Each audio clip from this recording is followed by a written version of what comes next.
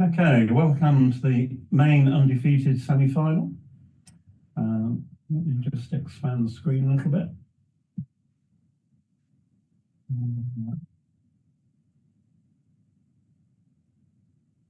At the top of the board we have Ayman Hamadeh. At the bottom we have Jalil. I can't quite see the surname, I apologise for that. I don't know either of these two gentlemen, but hope for a excellent and entertaining match. It's a 15-point match. I'm commentating, this is Chris Bray, I'm commentating from London. I'm on my own this evening as Simon Barget is elsewhere.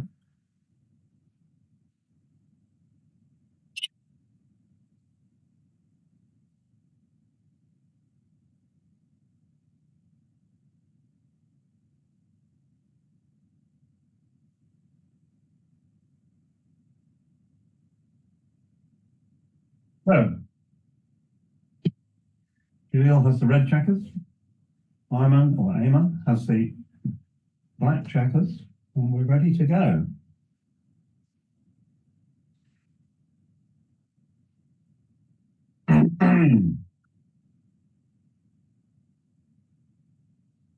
Okay. 3-1. An excellent start. They're playing the other way around from the match earlier today, but obviously it doesn't matter which way around you play. 6-3 in reply.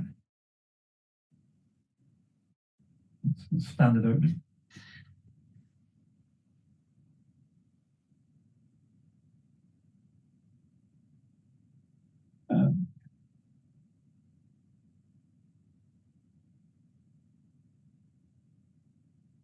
Two.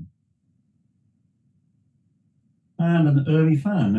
Already, this is interesting as potentially whether this is a cube or not. Black has a significant advantage, and I agree with the cube. I think it's an easy take. Don't drop these. Okay, he's taken. Double 3, 1, 2. You can hit outside and come down, putting another checker on the bar, or you can do this. Right? Both plays are valid. I quite like making the two assets, the bar and the 3-point man. This gives red a little more opportunity to post an effective reply, but the play I've made will win more gammons. Right, so double 5, you can make the ace point, probably hit loose by now because you've already got 2 on the bar and you don't want him to anchor. So, okay, so this is one approach. The other approach is to play 13 to 8 and 7 to 2. Normally when you're blitzing, you don't let give your opponent the opportunity to anchor. So let's see if we can come up with a 2, which you can. So now red is in the game till the end. Already that would have been an interesting discussion point. 5-4. You can make the 10-point and probably drop a checker down. I'm not sure about this. It gives red a good 6 from the bar. I would have brought more wood because I'm intent upon making the black's 4-point. This way, black has lost a tempo. And again, are you going to hit outside or inside? It's an interesting and non-obvious decision.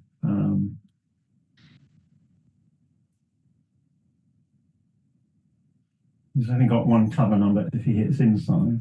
But if you hit outside, then now if red rolls a 4, he has a reasonably timed 2-4 back game. Given the advantage in the size of the armies, so he's found. So now he's going to hit with any 6 or 3.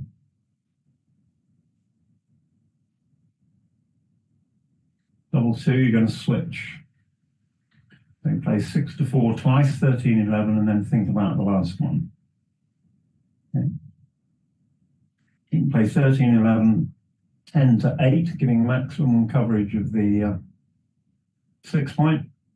Or you can play 16 to 14 with a modicum of caution. Given that red has no board, I'll actually play 10 to 8 now, which only pays off to double 2 realistically. 6 something. 6-2.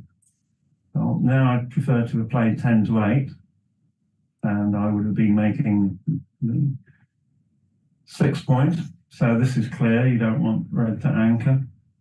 Again, there's no real threat to black.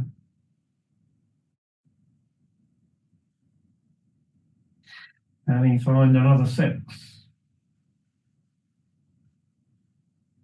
You see they're playing with a baffle box. I'm not a lover of baffle boxes, but each to their own. 2 and 1. So now it gets more difficult. Do you lift the plot on the 6 point?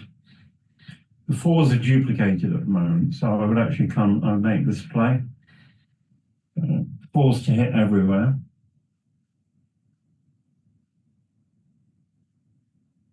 6-5, I can make the bar point anchor, and then think about 6. So if you want all your checkers in play, you play 13 to 7. Yeah, I think you've got to keep the checkers in play as far as you can.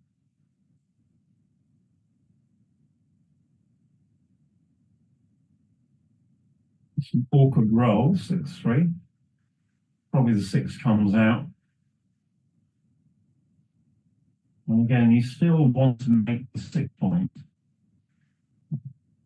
So if this is the case, you can play 16 to 13, 6 to 3, and so I think this is the right idea of duplicating 4s again. And you really do want that 6 point because you've got a lot of wood to bring home.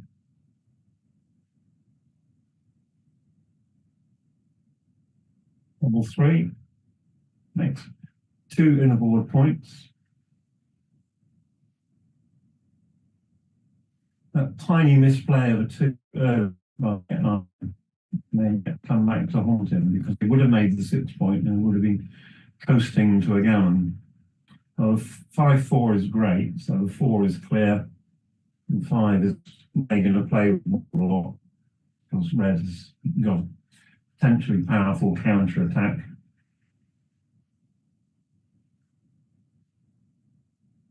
Four, I'm not sure what the other number is, I'm afraid. 4-1, looks like 4-1. Make the bar, and then if your opponent comes in on the ace point, you've got that point blocked. 5-3 stays out. Now, red has got a reasonably good counter attack. You've got good timing for a good counter attack.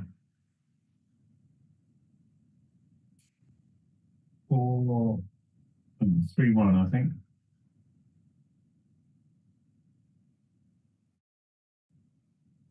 One 5.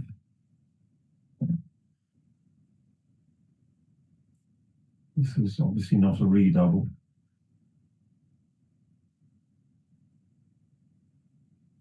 The dice are quite hard to read, but it's 4 something. I'm guessing by the fact that it hasn't hit him, it's not 6-4 or 4-1. Oh, yes, it is. Sorry, 6 and 4, duplicating aces. Looks like a reasonable plan. 2-5. That is so ugly. Wow. That really is an ugly roll. Well, you're not going to play 6 to 1. think you're going to have to play 13 to 8, duplicate sixes. You must keep the 5-point board. Yuck. Now red's got carte blanche to attack.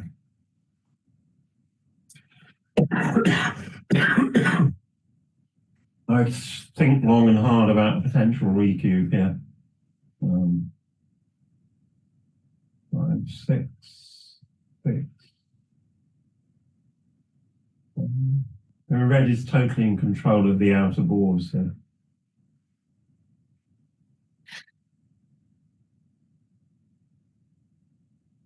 Level 4, I think.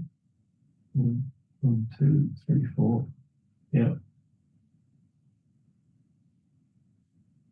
Now, anything that makes the 4-point as a market loser, there's something in play, potential as well. Black is looking at playing 5 to 1, 6 to 2. So now he's got 2 dead checkers.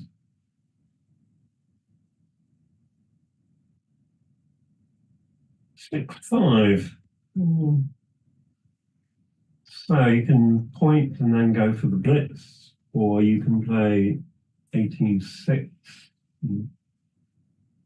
4-3. The 3s. Yep. So I'm not sure blitz is potentially the right game plan there. 4 and something.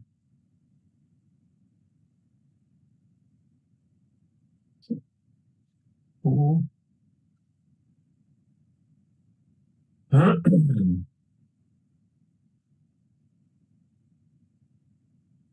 If it's double 4, he should be hitting on the 2-point. Yeah, so it is. So he still has the edge. 4, 6, yeah. So it's potential that both players have made a game plan error already in this game.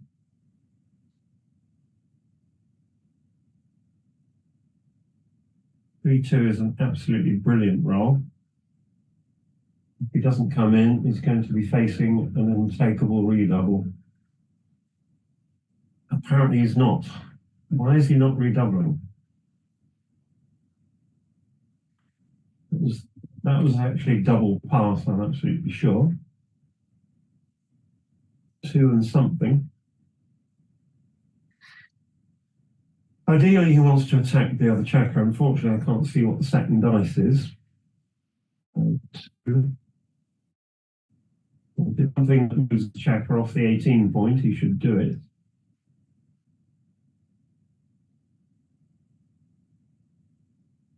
He's thinking of slotting, so it could be a 5, but if it is a 5, you should be playing 18 to 13.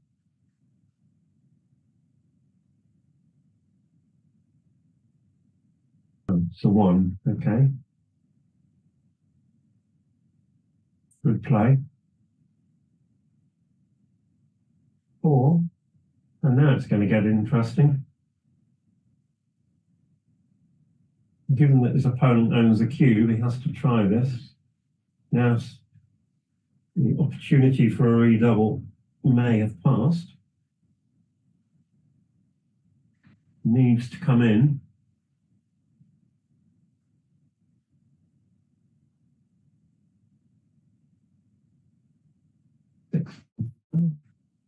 Okay, this is very clear.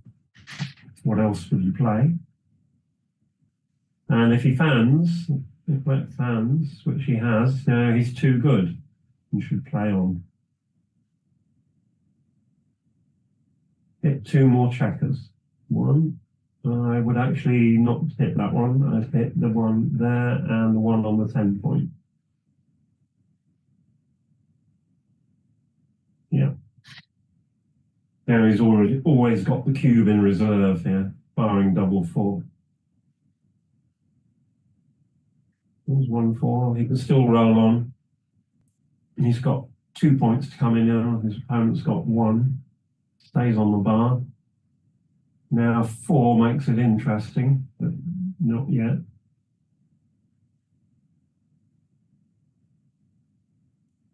6 is very good. What's the other number?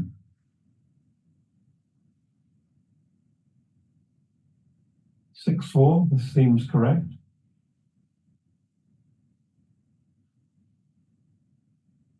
Okay, so now 1s, 5s, and 6s all and 2s all hit. 6 is 6. Play 15 to 12. Why would you do this? You want another cover? Very strange play.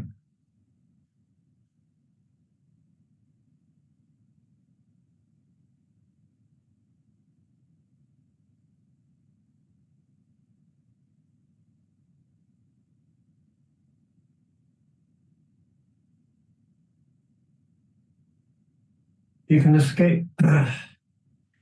If he doesn't pick up the 4th checker, black has some chance of escaping the gammon. So I think he should play to pick up the 4th checker.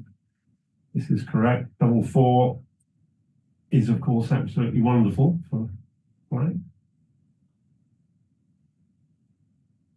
5-1 isn't. So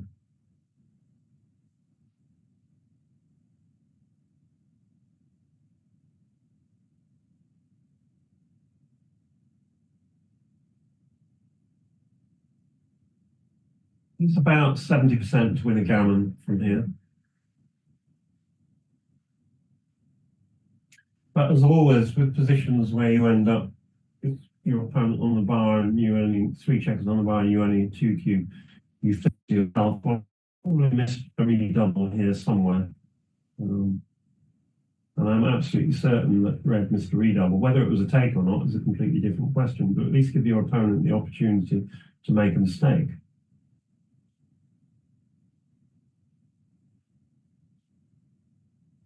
One checker in. Some shot leaving numbers now. That's not one of them.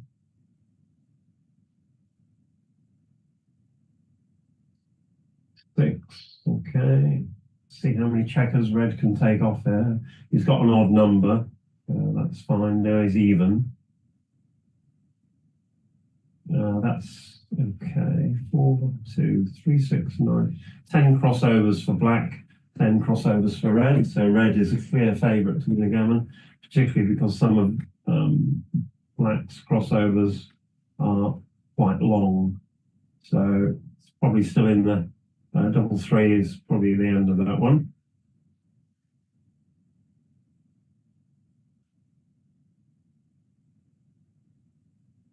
Well, I need to take 1 checker out. Yeah. 5 and 3. Yeah.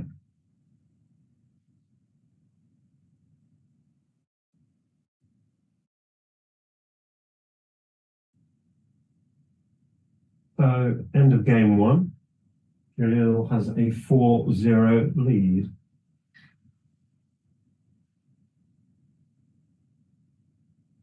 So there was one tiny error by black in the blitz in the early stages of that game, which potentially cost him effectively 8 points because he was probably winning a gammon with the correct play, which I believe is the correct play anyway. He then had to hit loose because he hadn't diversified his checkers. His opponent hit back and rolled very well. Red then risked a redouble, which may or may not have been a take, and but then rolled home to a gammon anyway. Okay, so 4 loves. So 4-3, hit, split. So now already Red should be thinking about getting a higher anchor established because he's winning. So now 3s, 10s, and 2s are all good. 5-1 is not good. Probably just play 13 to 7 here. No need to panic, no need to hit. Yeah. Do you need to slot? It duplicates 4s, so it's not an unreasonable play. Yeah.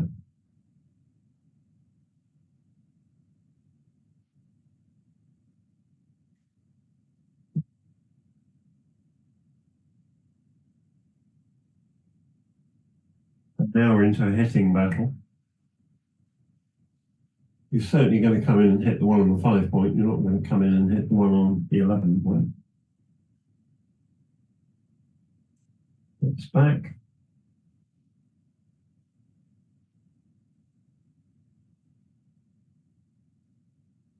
One, two, three. Unfortunately, you can't hit the other one, which is what he would like to do. So there's going to be a lot of return shots.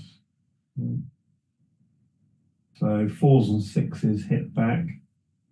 I prefer this play because if you are hit back, you want to make the golden point anchor. You could play 11-6, of course. I don't think this is unreasonable. 4s, 6s, 3s all hit back.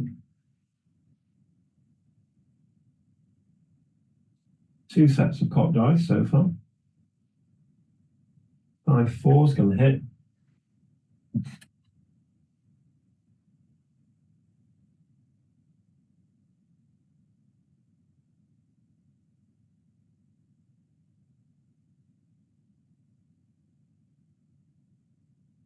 One, two.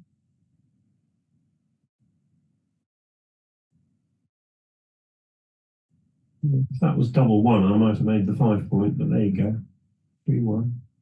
So now he's got 2 checkers back. He needs a 3 or a 4 to complete a small prime, or 6.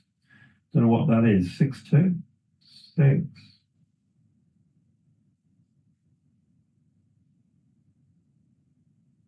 What's the other number? 6-1. Okay.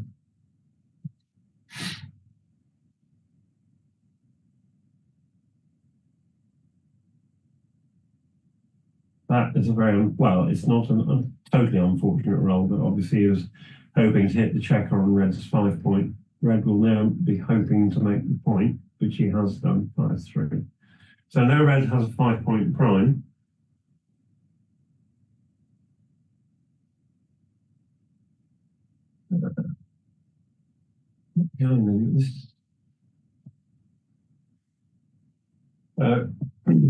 Does red have a cube? I'd certainly be thinking of cubing here with a 5 point prime. My opponent with no anchor. Yeah, good cube. Probably a take because red's only got 2 inner board points, but it's no bargain. I think the other number is 2. Probably just come out. Yeah.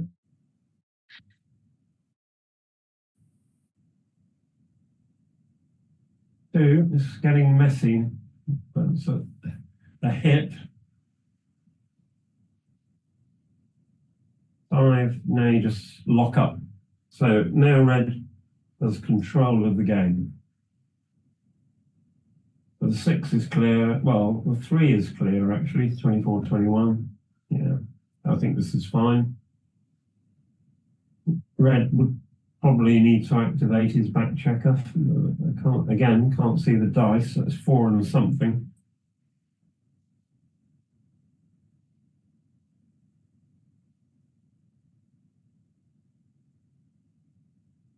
Looks like 4-1, which is an awkward roll. This is quite probably the best way of playing it. Or let's just, if he puts the checkers back, we can have another look and see whether he should come off the 20 point. So you got 3 of your opponent's checkers trapped behind the 5 prime. Oh, sorry, and there's this. This is clearly better. You need to keep the prime. Your opponent's got very few winning chances if he's still got 3 checkers trapped behind a 5 point prime. I don't like this play. It gives, I believe, red too many counter chances. That's unfortunate for black.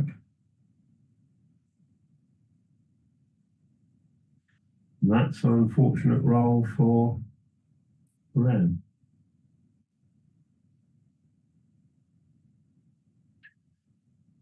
What was a beautiful 5 point prime has been dismantled.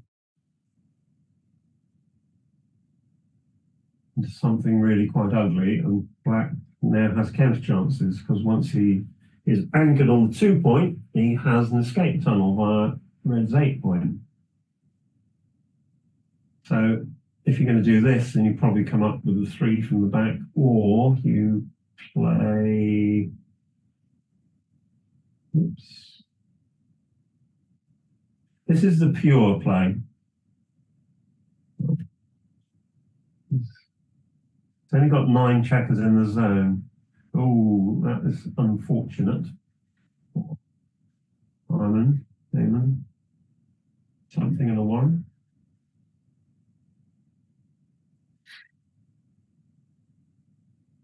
6-1. So now if he wants to make the bar point next time, double 4 stays out. Any 2 or 6 is very good for red. That's a 2. Now you pop out with the 4, I think. This is all right as well.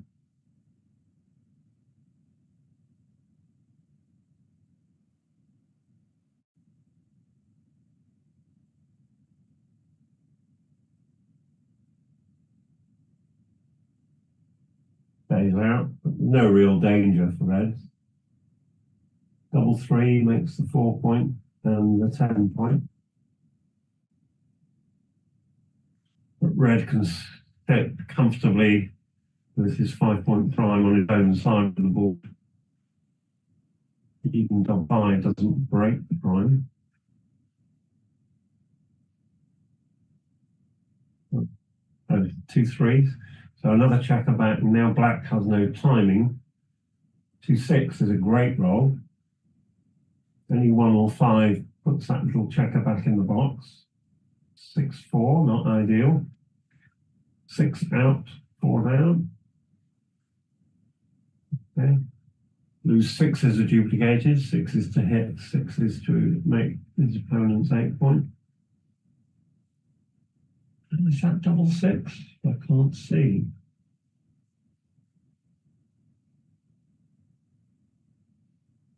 Six. Must be 6-5. Apologies. The die. Yeah. 2 and something. 2 and 3 again.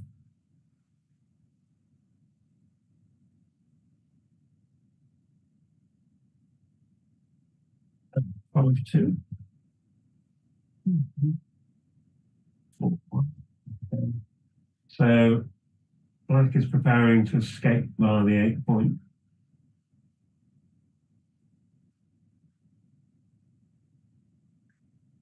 2-1. Now black can roll a 6. So 4 is 4 and 1. Yeah. Black needs to lay claim to some control of the outer boards. Out with 4. 65. Yeah.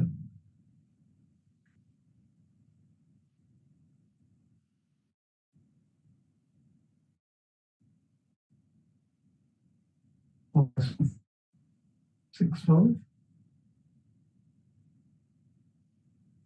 Let's see, it's 6. Well, maybe it's double. Yes, 6-5. Okay.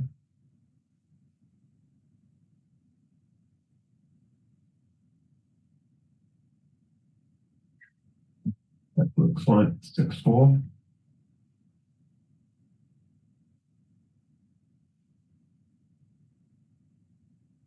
You're not going to make the ace point because it kills the 2. I don't mind just playing this to the 6-point. I don't like this. Why would you leave the checker out there?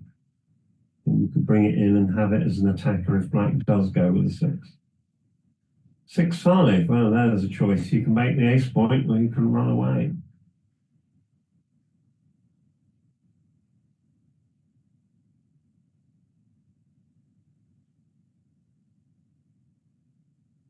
How does black win from here? 5 is just if you don't run, red will probably squeeze you to death here.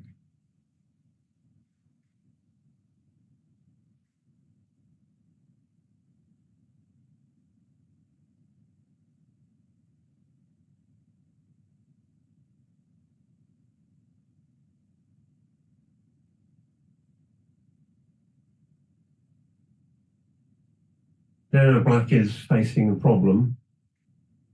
2-3. Probably going to have to play 4-2, 4-1. This was the problem with not taking the risk. Excuse me, on the preceding turn.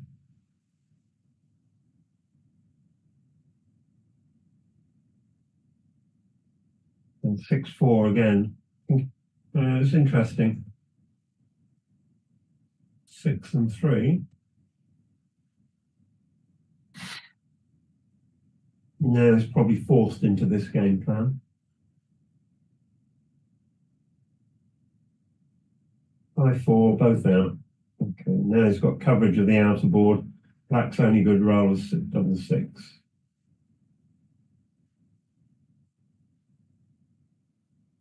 Okay, we'll now bring the check around.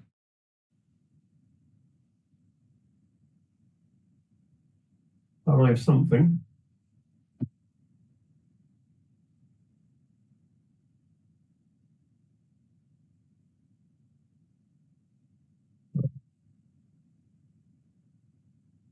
There's some freak wins for black here.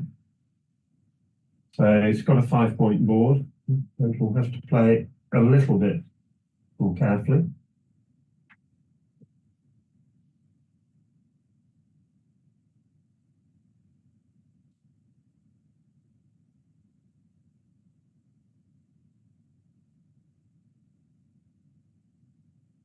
That was a 4, that's a 1. This only leaves 6-6.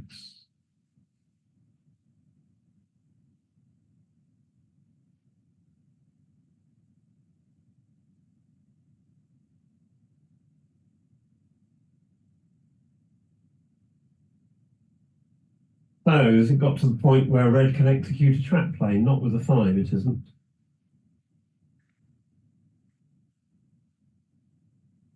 One, yeah. So black has got some freak wins with a 6 something here. Got 5-1.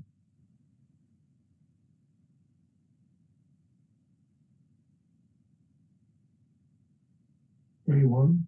Probably right to hold the block rather than break the bar. 6-1, off we go. Right. So now red will have a decision as to whether he has to hit the checker on the 2-point or not. 3 and something. 4-3.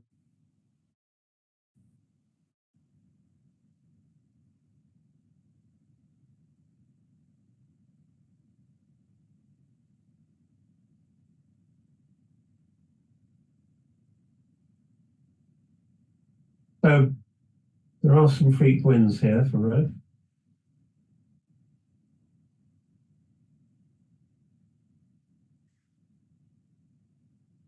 That was a double something, which basically means that black has caught up. So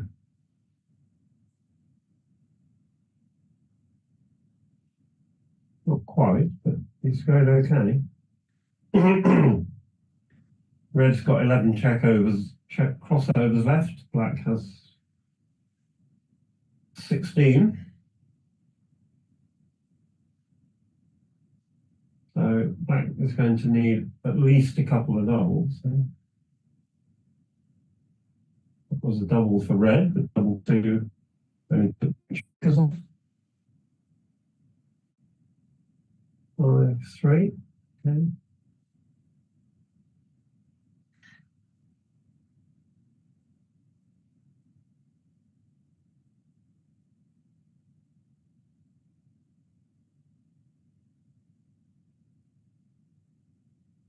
Well, crossovers plays 8.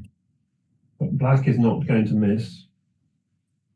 Red will miss with every 2 and 4. His worst roll here is double 2.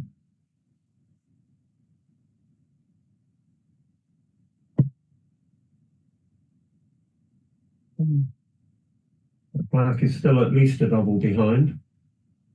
10 crossovers plays 7.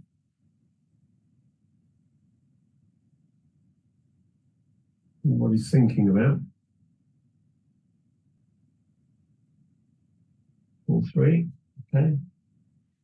Now, something like 3-2 wouldn't do red any good. 6. And that is a double for black. And now it doesn't matter. Well, yes, it does matter what right rolls. Red rolls needs to roll a double to keep the game alive.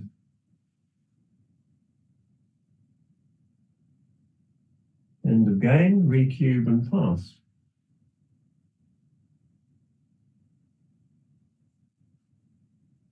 So, not quite sure how Right managed to escape there. There was a chance for the 4-3 of red hitting.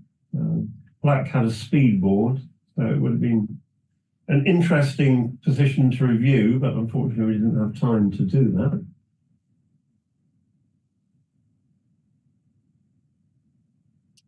Okay, 4-2. No one taking a break yet. So we've got one player using a battle box and one player using a dice cup. 6-2.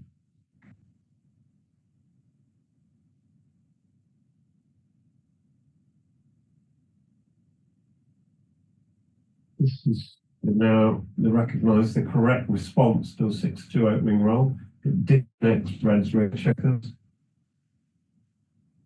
4 something. 4-1 is a hit. 4-2 make the 11 point. 4-3 make the 12 point. 5.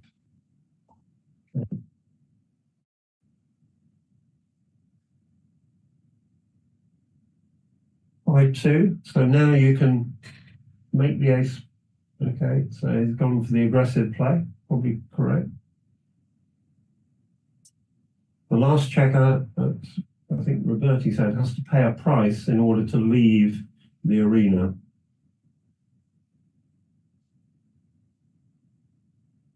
Oops, I think that check has gone back on the wrong place. Yeah, that's fine. If you hit, you protect the blot on red's 5 point, the black blot on red's 5 point. If you don't hit, you allow red. So this now then allows red his whole roll. And the last checker can escape at no penalty. So I would imagine that hitting is correct.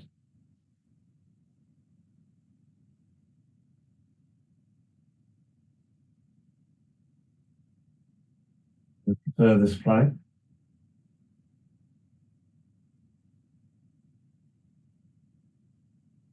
All 6 in and out. Oh, sorry, double hit. Excuse me. Double hit, very clear. Top nice, 3-2. 5-3, much better roll.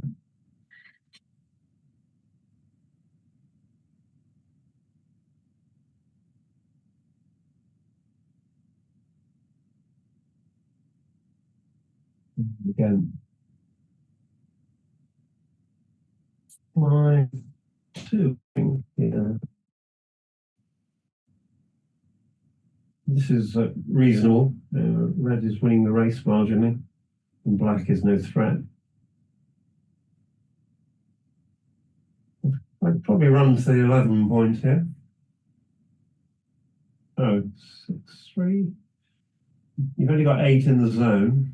I think I prefer the structural play of 20-11 there.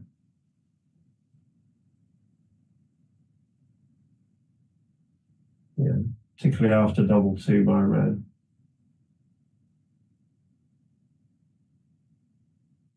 Looks like a 5-1, so the 5 is going to make the anchor. Creep up with a 1. Advantage to red, who's ahead in the race, has a better position. Another double 2.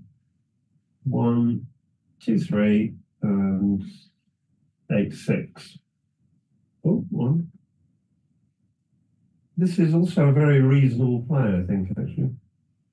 given that black has a check on the 9 point. 6-4 is ugly. So red's last move has paid off well.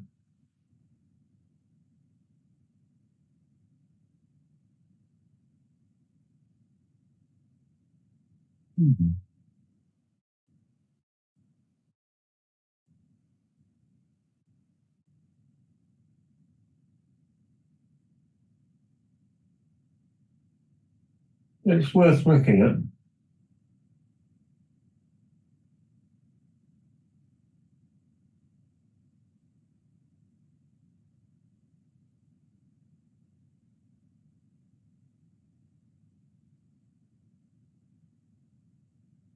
It's an interesting cube. I mean, red has long-term potential here. There's very little blitz potential. And it's a very easy take, despite black's uncomfortable position. I'm guessing this is 4-3.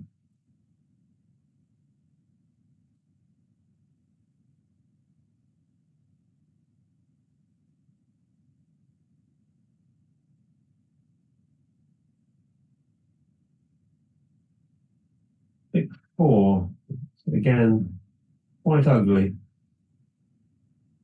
Looks like he's going to have to do this.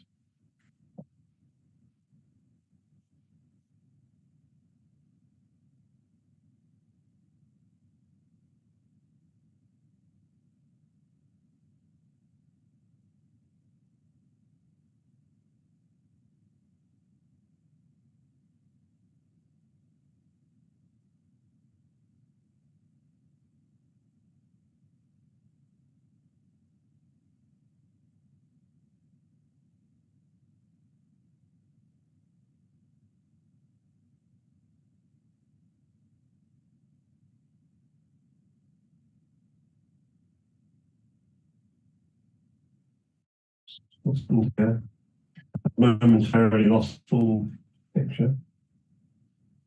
Coming back.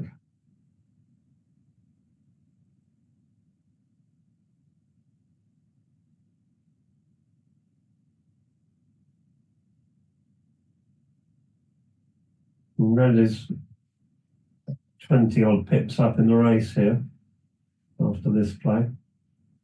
And he's basically got a holding game to bring home. What does he play if he doesn't play the safe play? It's probably something like 2 down, or 18, 14, 30. I prefer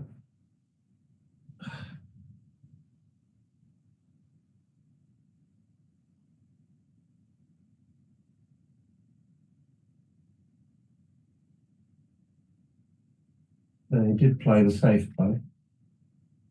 And unfortunately, again, I can't see the dice, so it looks like a 4-1 or 3-2. 3-1. Well, it's got to leave something, so where are you going to leave it? Yes, he could play safe, but there's a lot of pips behind and you need your checkers in play. I'm not wholly convinced by this play, if that's what he's going to do. Yuck. So it's great. It's safe for one roll, but as game plans go, it's not up there. 3-1, you just come down.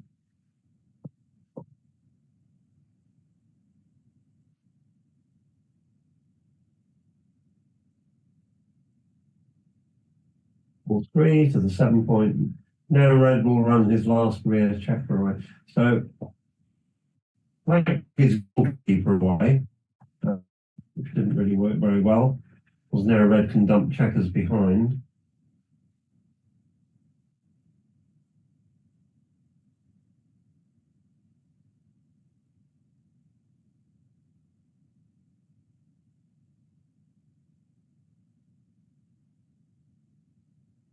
It's hard to see how red wins this game. Right, what have we got? Unfortunately, again, I'm going to ask them to centre the dice after each roll.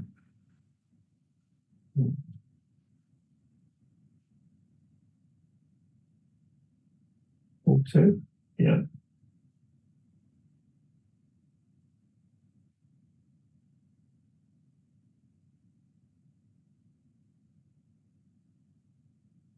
stays on the bar. Now we're understanding how black is going to win this game. It's too early to give up the anchor. Please ignore what I can't believe he's ahead in the race, but he might be. Actually, with red having stayed on the bar a little bit, this might well be right. Another fan. 6-3, yeah.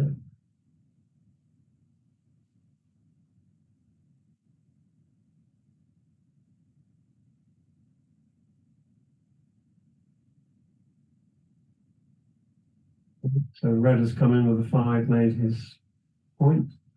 6-3 is going to make 3 point.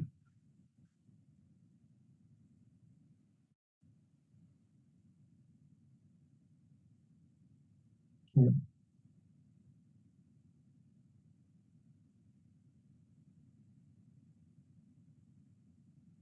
3-2. Oh, 3-4, sorry. So now count rates.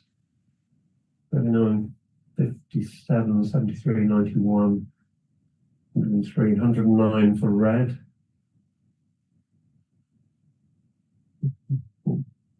17, 99 for black.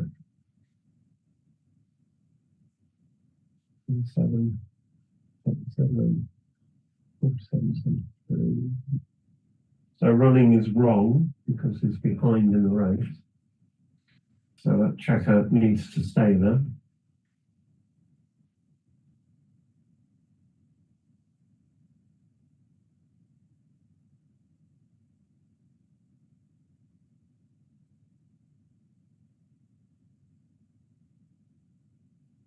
Five two, wasn't it?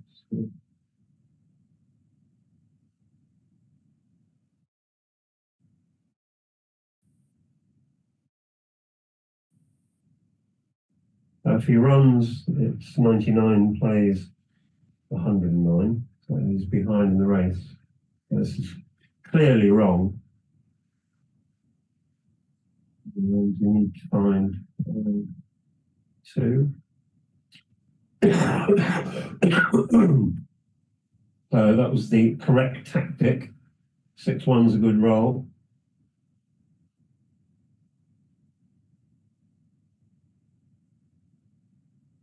Five and 2, yeah? So you make the ace point this time.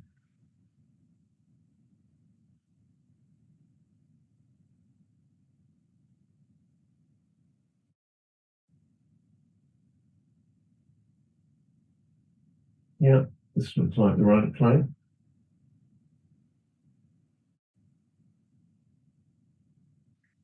Oops.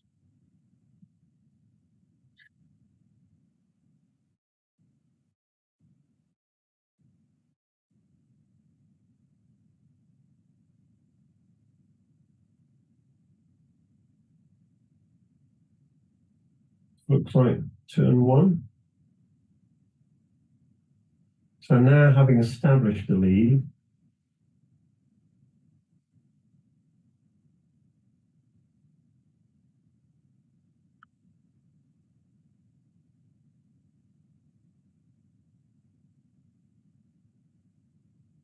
so do you hit, basically?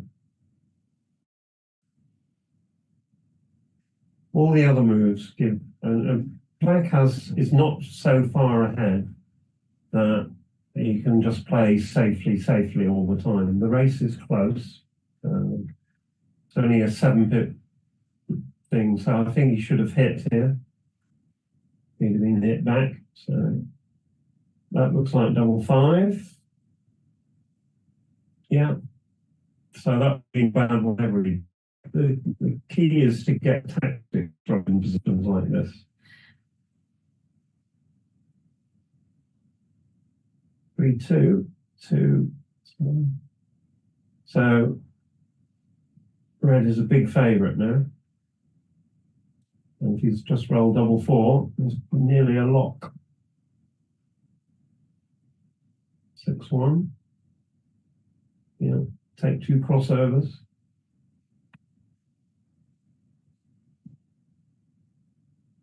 Okay, checker off. Red is a huge favourite. if you roll double 5 and double 4 in basically an even race.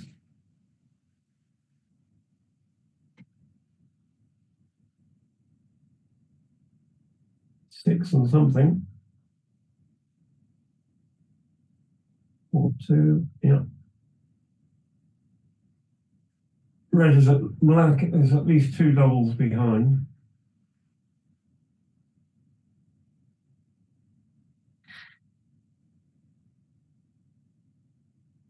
So to make it interesting for spectators, boxes 3-1. Didn't quite get that right, did I? Right.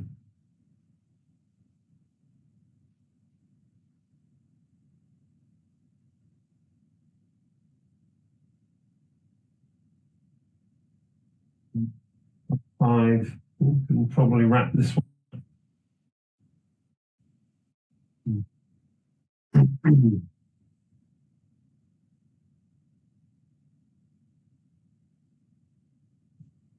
7, 2, 4, 2, 4, 3. This is the dying embers of this game. 6, 1, 4, 7, 8, 9, 10. It's going to need 2 doubles starting next roll.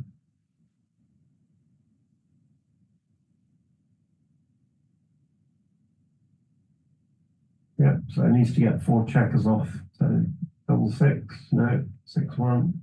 Even 2, 1 is good enough for red after that. That's the end of that game. 6, 2 to Jalil. I wonder if they'll take a break.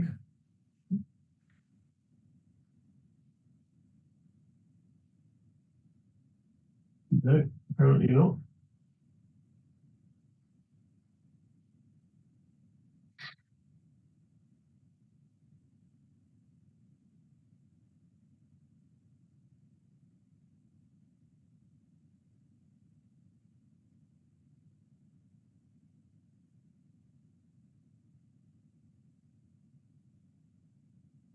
Okay, so score.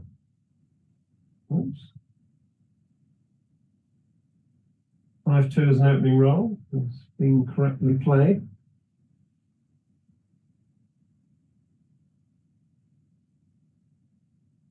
4, good hit.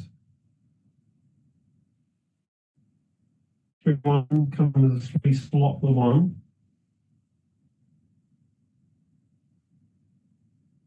Yeah.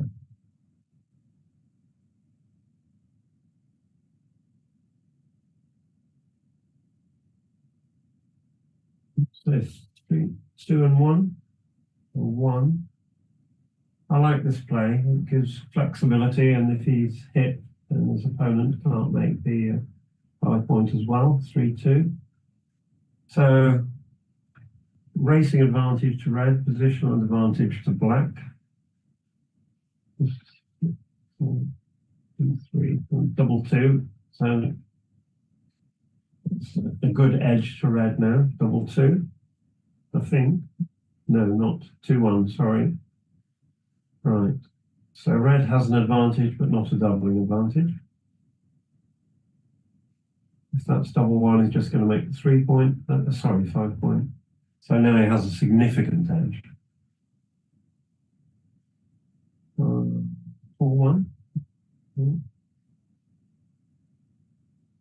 Interesting. You could have made the bar. Normally, when your opponent's only got 1 rear checker, that is quite often better to make the point in the board point.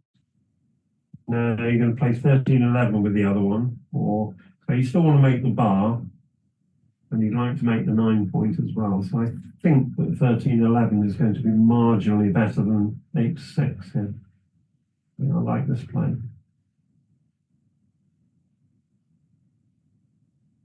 6 and 3 is not quite so dusty. Well, you're going to come in and hit.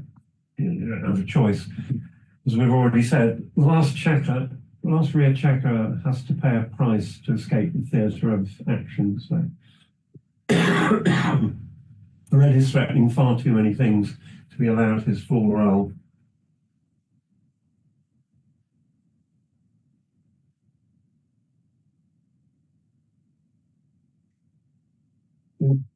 Correct. And then hit back, or not, as the case may be. three. This question of which one can you see? Is it double three? Yes, it is double three. So you probably give up the midpoint and play 11 to 8. You still want to make the bar point if you can. The only other play is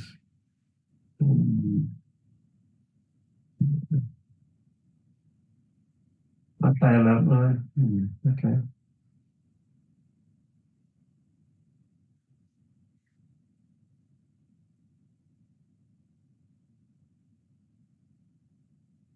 You'd like to keep the midpoint. But equally well now, all your checkers are still focused on the bar, and your opponent is on the bar. So now he's got a potential badly timed 1-3 again.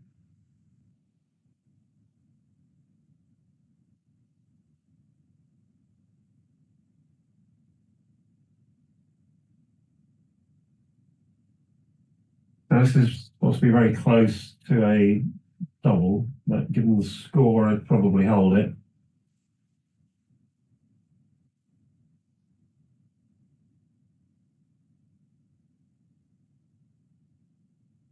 I think it's still a good double.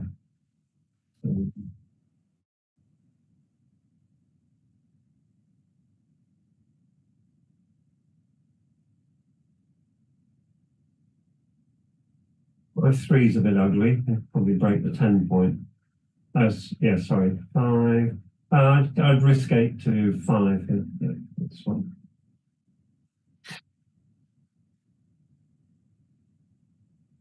It's very stiff if you just come off there. No, you've got a lot of flexibility, mind you. 6 is playing.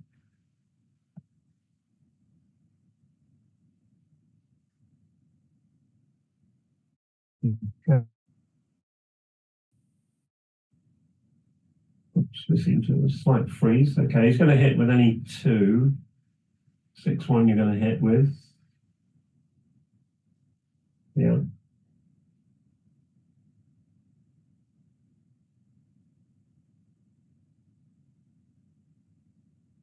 One, what's the other number? Sorry, I cannot see the dice, so I don't know what the other number is. If it's a 5, it's coming off the 10. Oh, double 1. Interesting. 1, 2, 3. I quite like this play. Now, Black's timing is going to be very suspect. He's going to have to play 13 to 6 here.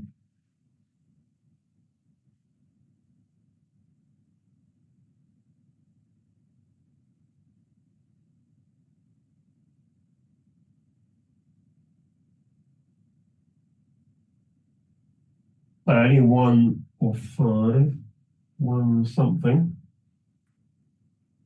So 1, 4, yeah.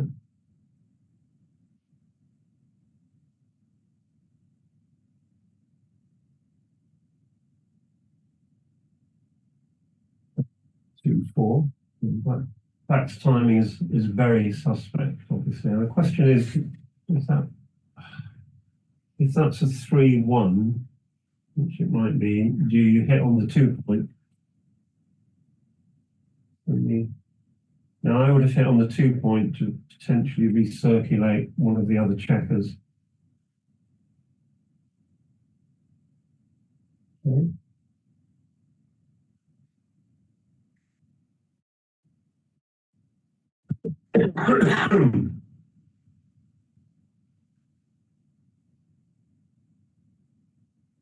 Again, what have we got here? 2 and something. 6-3. Okay. If Black can roll an ace, which he has done, there's a chance that he can preserve his timing. 4 and something.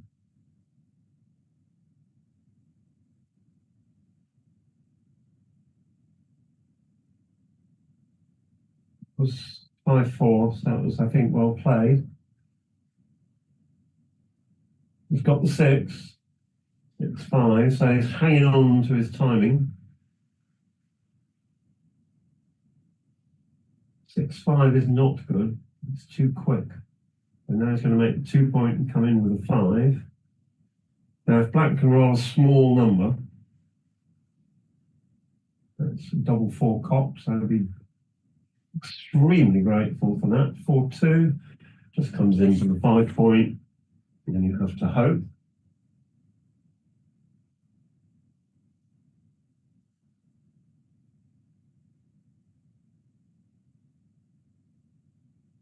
No, you want to make, you're going to have to go with 6s anyway, and I think this now gives you an impure board. 6-2 is very clear. Comes off that.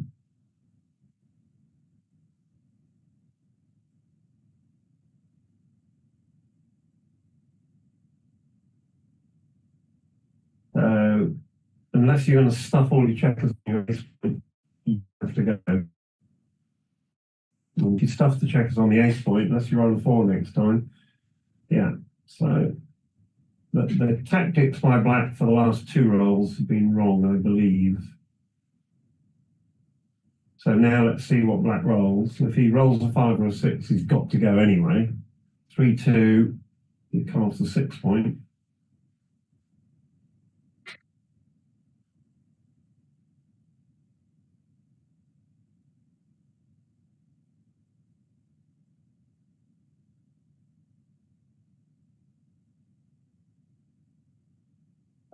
We found here 3, 2. I think I had a checker in the wrong place, but anyway, he's only got 1 dead checker at the moment. Double 3. So this is the problem with the 1-3 back game. You need lots of checkers on your 5 point in order to cope with the 3s, because you can't play them from anywhere else. So now red's 3s could be mischievous. 6-3 is awful. So if I was red, I would not be wanting to roll 6-3 here. 5-1, checker off, saves the gammon.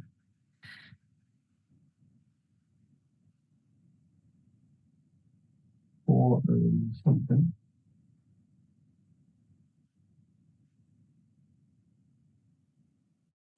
So red's got a minefield to tiptoe through.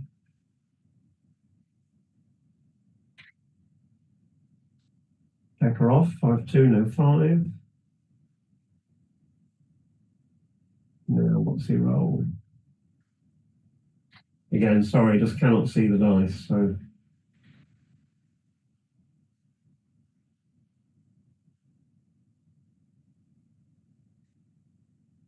The white dice is a 3, I think it's 6-3.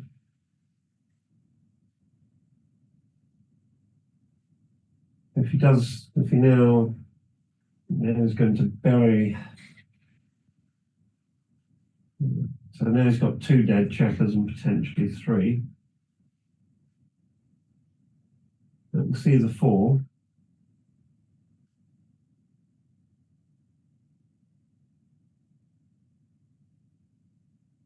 I think it's 4-1. Let's play A. If it's 4-1, the other play is to leave the block on the 3 point. This leaves 1 extra shot. How easy is it to clear this? Well, reasonably. If he leaves the block on the 3 point, then he's still got to safety that block. And yeah, I think this is the right play. So 4s are good. Everything else, 5. Okay. This has got to be right. I'm trying to make the.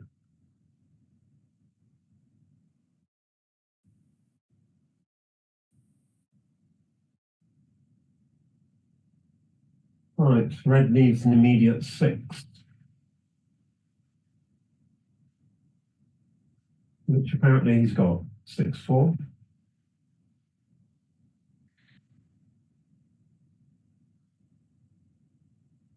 Or 1. Now you just come. I'm not sure about this play. Now you've got no out of board coverage. No, I think you need to come here. Yeah, good play. Red is by no means a favourite to get home here. 2 and something.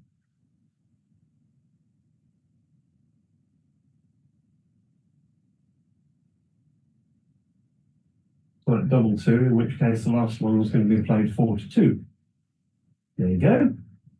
Easy when you know how. That looks like boxes. So 1, 2, 3, 4. One more in, obviously.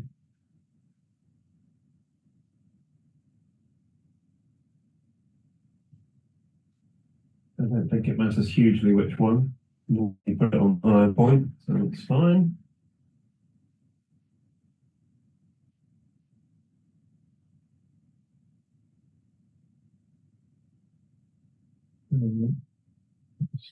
And that's a miss.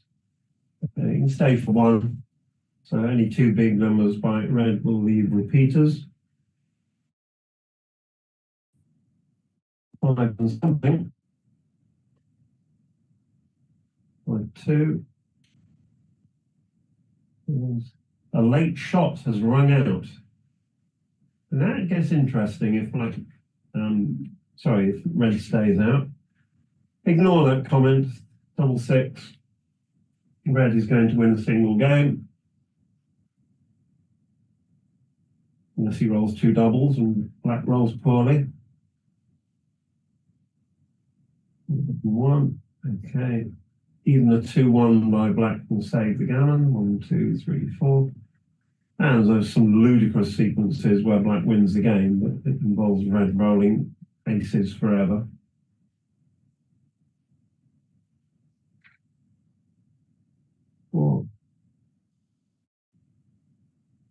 Always worth giving it one more roll. You never know.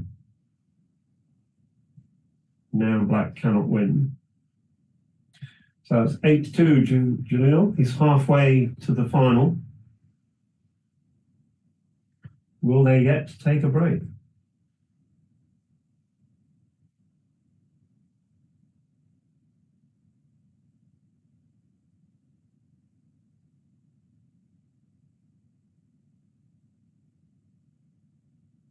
That looks like they're about to take a break. Yeah, okay. So the commentator is going to take.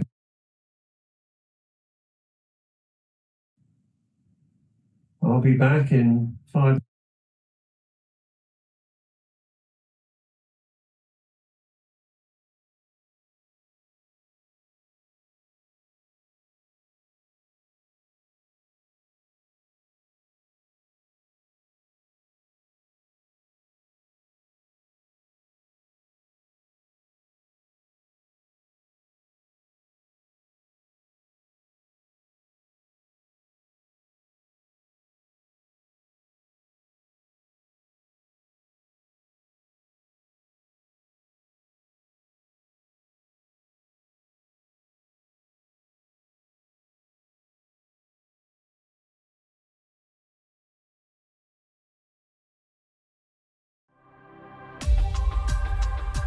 In the heart of the Adriatic Sea, there lies a magical coastal town where the game of backgammon brings together the world's finest players.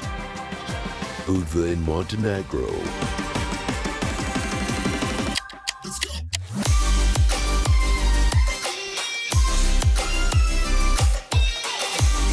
Merit and WBF presence. The 5th Merit Open, Montenegro Grand Prix. A masterpiece backgammon event with added prize of 20,000 euros, donated by Merit International.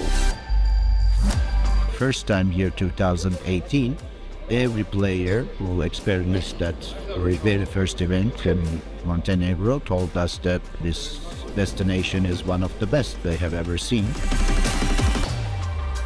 The location is very good. I love walking along the sea. For what I believe, this is probably one of the best hotels I've ever played at their event.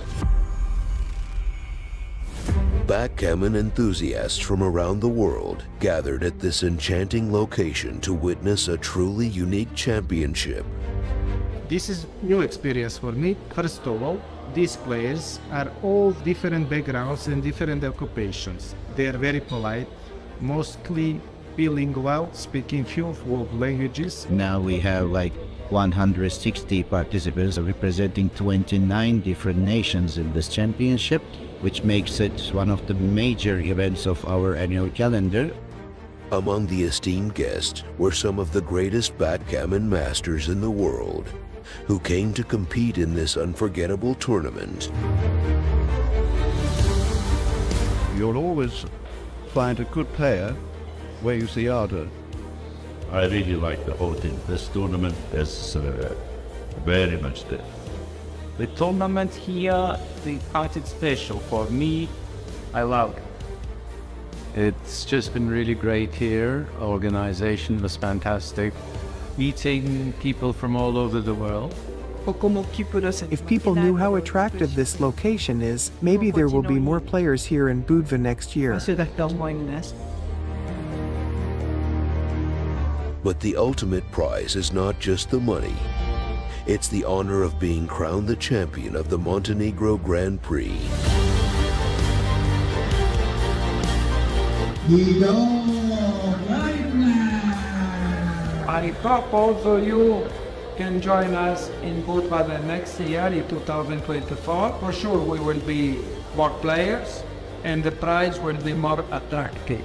The service people get, when they see the merit brand in a flyer, they know that it will be first class. Most of the players approach to us to say thank you for our service. So this is our main aim, that people like to stay here, they like country, they like hotel, and most of all they like to go. See you the next year. Merit WBF, where the game of backgammon meets luxury and magic.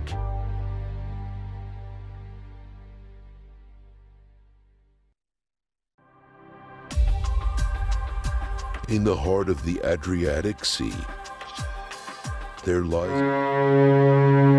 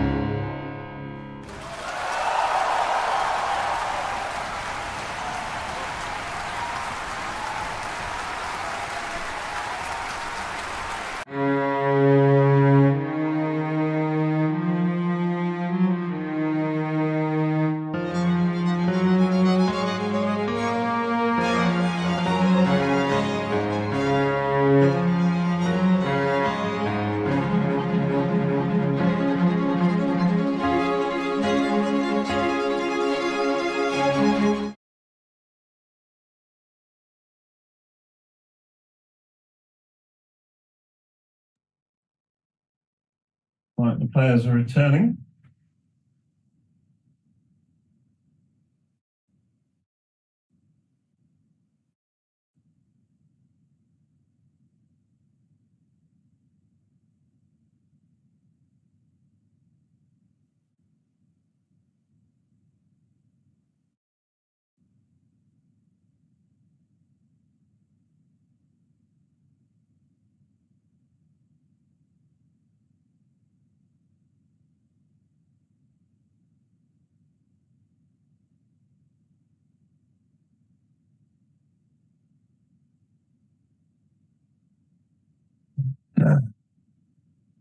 So both players are back at the table. A reminder of the score, it's 82 to 15 to Khalili. He's playing the red checkers. And is opening with the 6-1. 4-2. It's all standard stuff so far.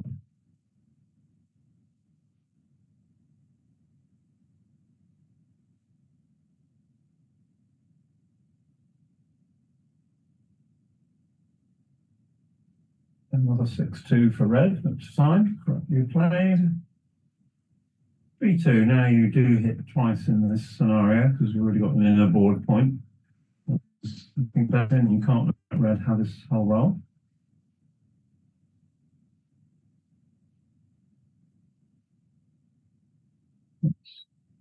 3-1.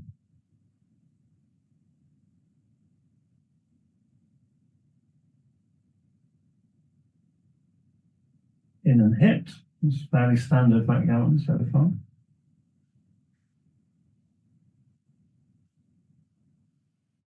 Three, a hit. 6 will come out. I think you don't want another checker on the bar point. This is correct. So now can black get an advanced anchor? No, it can't. So now it's going to be... So you can play bar 21 with the idea of getting one of the advanced anchors next time. If you come in on a 24 player, you're forced pretty much to play 13 to 10, and that's too ugly. Okay. He's gone for the ugly play.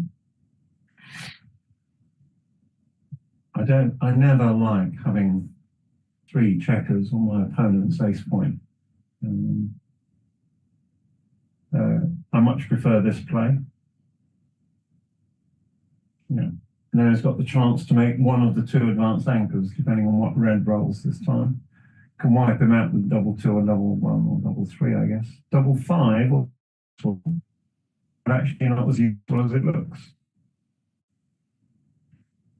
So that's really, so he's going to do 1, 2, and then make the 3 point. There's not much choice here. He's looking at it, and let's see what else he can do. It's an unfortunate roll.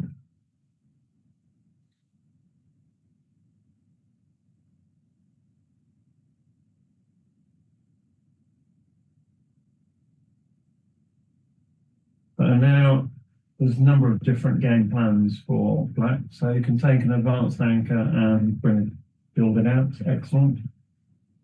Red's got a horrible position. He's well ahead in the race, but 6-1.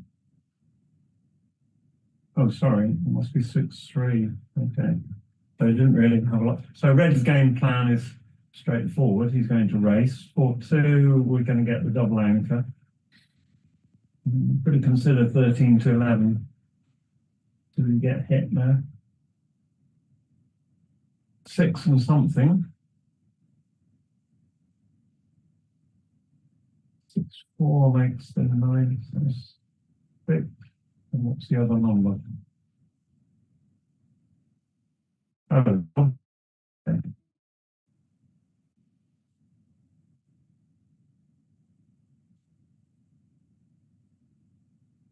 By 3 is 5 point. Okay. Red does not have a double in this position.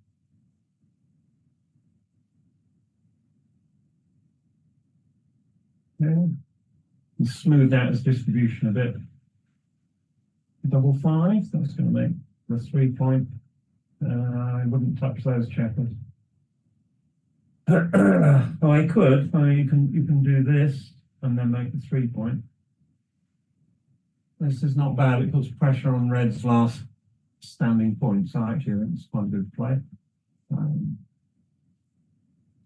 Red has got.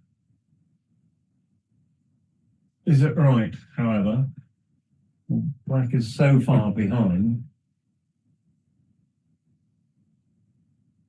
I think if you're going to want to stay back, surely. So he's now Red is so far ahead.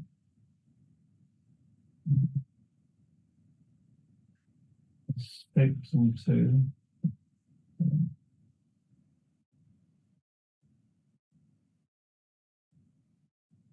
Can't see the dice. 4 and 1, 1, 4 down. Right, now if Red rolls something like a 6-5 just to get the chance. 6-2 is going to come 2 down. Everything else. Ignore my comment for a minute because it can play 7-1, 6-4.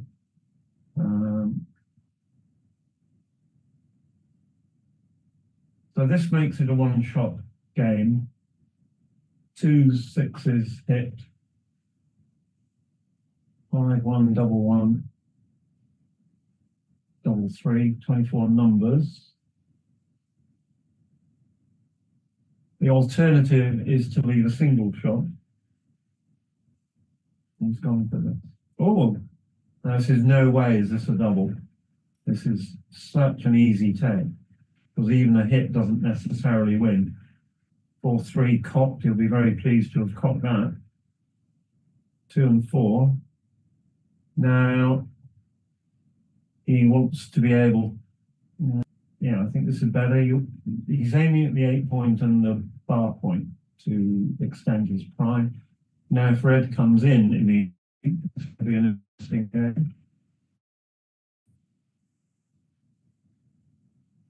1, make the point. Yeah. So now Red's board is a threat. And that is a great roll for Black. 5-2, making the bar. 5-2.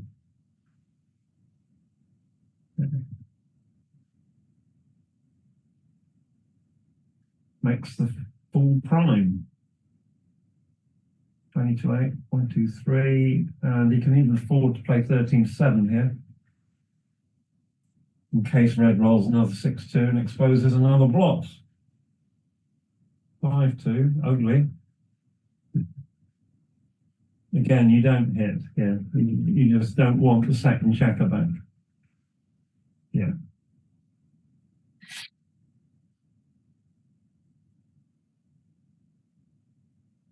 Nice play with the 6. So now if Red rolls an 8 in return,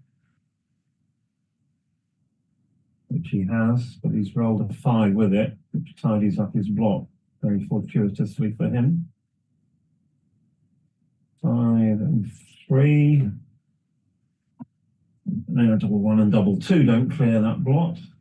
These are small matters, but they all count at the end of the day. 6 something.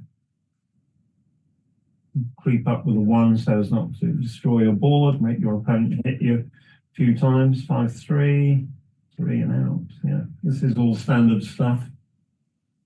Very likely to end up in a single game win for Black.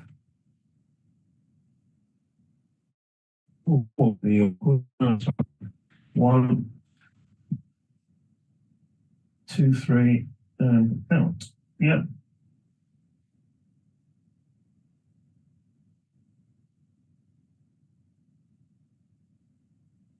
So now Black would like to stay on the bar, which he has. Now he wants Red to roll a 2, expose another checker. There it is. Called everything so far. And there's the 3. Wow. So now the gammon is on. But Red may well anchor. He's had a bad run of dice in the last couple of rolls. Now he's anchored. Oh, I thought that was a 2-4. So now you should hit.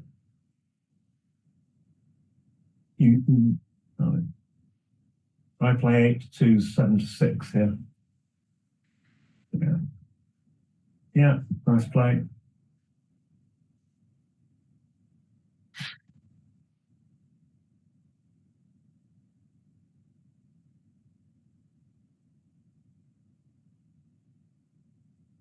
One, two.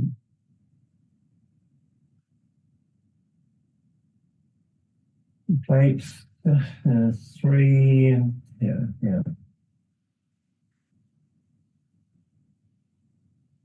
You could even slot the ace point, to be honest. You're probably going to make it. You may not make it naturally as the point.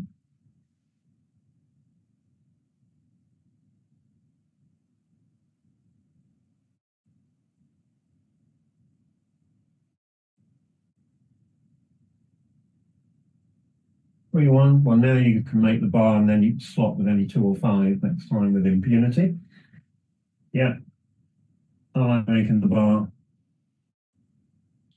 Short-term security and gives you the ability to play the right. Yeah, exactly this. Double 6 is safe next time.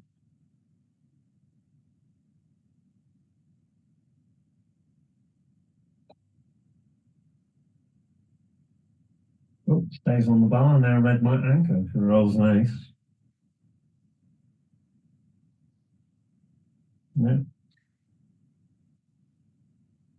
Stays on the bar again. Difficult board to get in on, obviously. And there's the anchor. Now black, if he wants to win again, is going to have to play some sort of trap play. So his opponent's only got a 2-point board. So while he's still got a load of checkers hanging back, now I think he should break the bar here.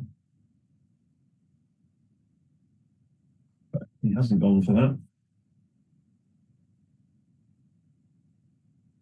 So that way, I don't know what he rolled, but okay. The point is not whether or not you play it, the point is whether or not you consider it at all. So if you know the technique, then you consider it and make a judgment. So he may already have made a decision not to play a trap play.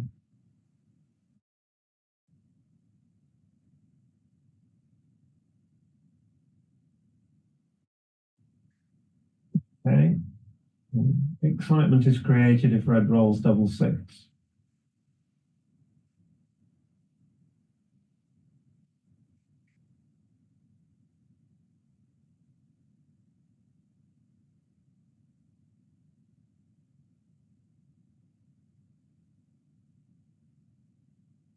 Fix 4 is the worst roll.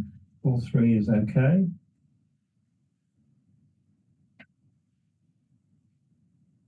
I don't know what else he's considering. Yeah. Black has been a bit unfortunate.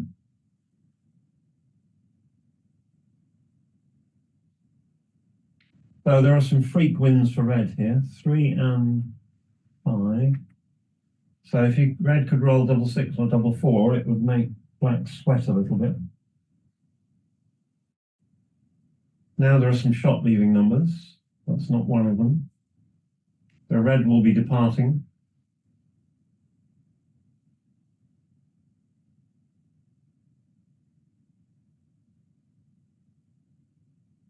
Whoa.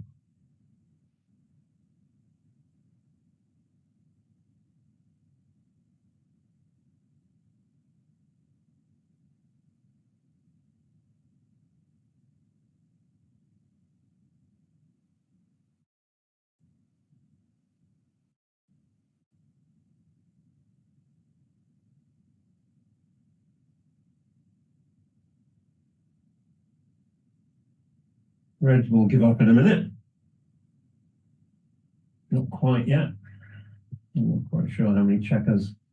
Yeah, stays down. So even 3 doubles don't win for red, so we don't really need to play on, but there you go. Yeah. So 2-point win for black. So it is 8-4. It's still a long way to go.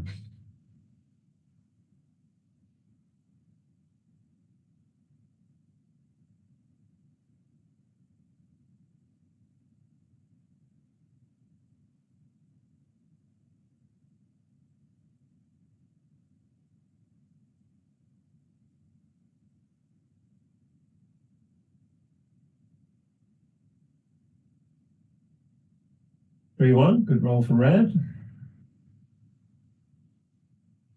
6-2.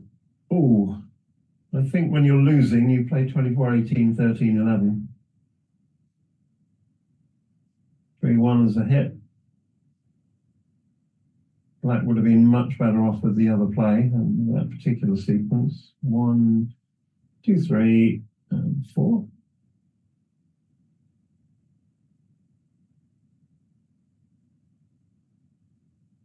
Four and 1, nice roll. 4 is clear. Not going to double hit. You've got good structure. You can improve that structure with 13-9. Then you can argue with yourself as to whether you split with the ace or I like this play. Black got good structure. You're winning. You want to high anchor.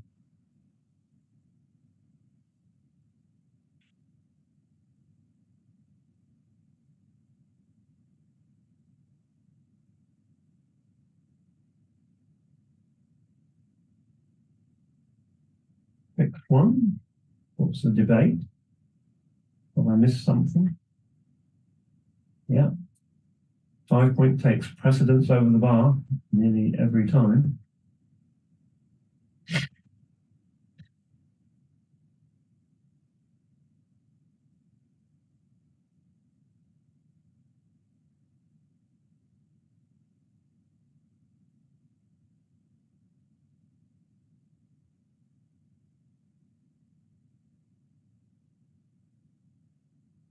What a roll, 6-5.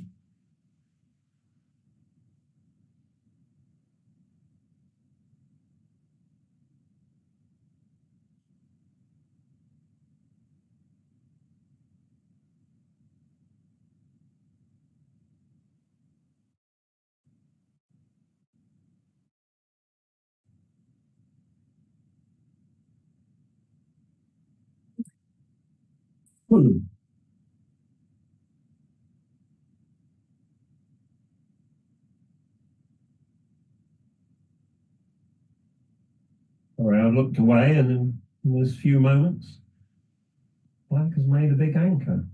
Double 4. 3.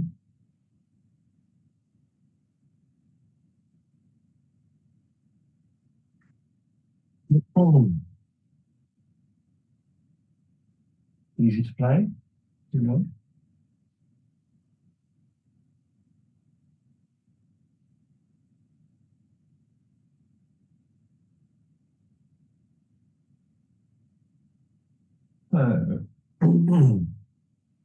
Double 4. Okay, 1, 2, 3, and the slot. So this now looks to be a very close race.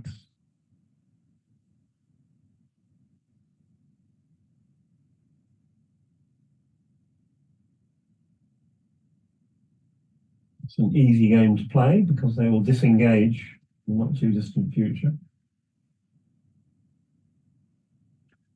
So Black can give up the midpoint in the not too distant future because you don't want to be trapped with 6-1s and 6-2s. And the 2 checkers on Red's 10 point can hold the other 4 checkers of Red. So, right, so 39, 57, 65, 77, 87, 95. Red is 100.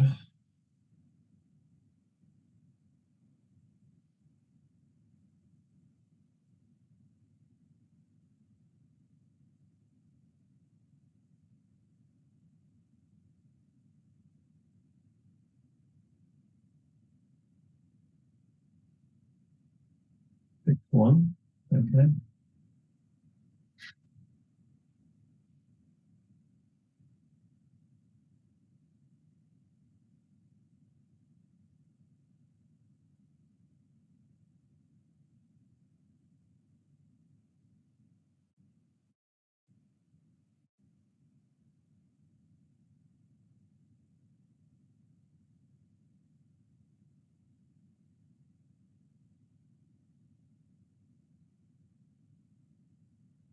Black is 3 pips ahead at the moment.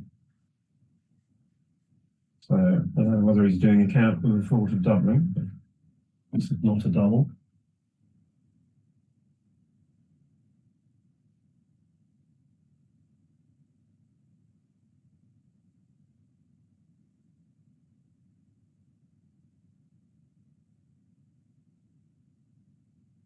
I can't see anything in the chat at the moment.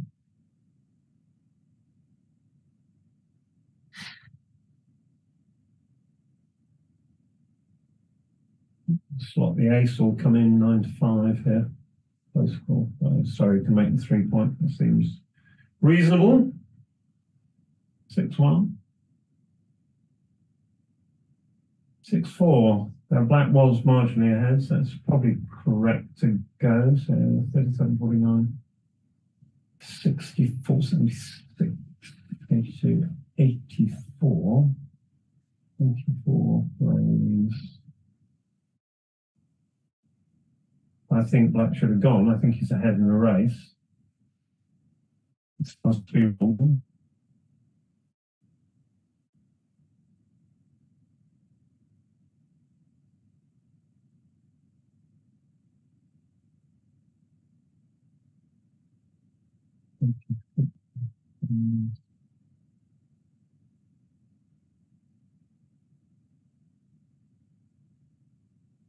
Two pips ahead.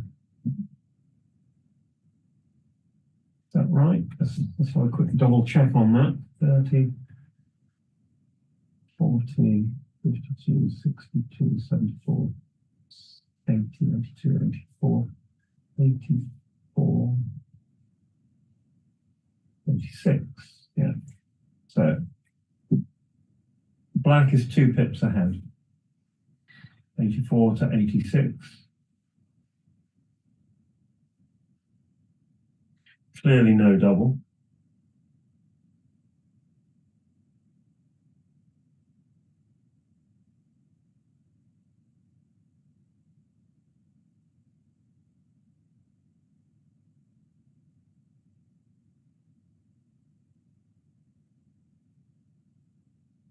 So who's going to crack first?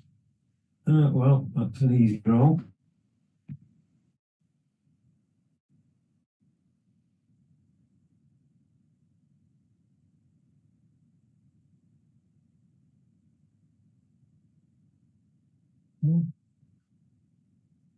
And Black's got, oh, he's just copped double 6. 6-2. And now who is going to leave the shot, if anybody?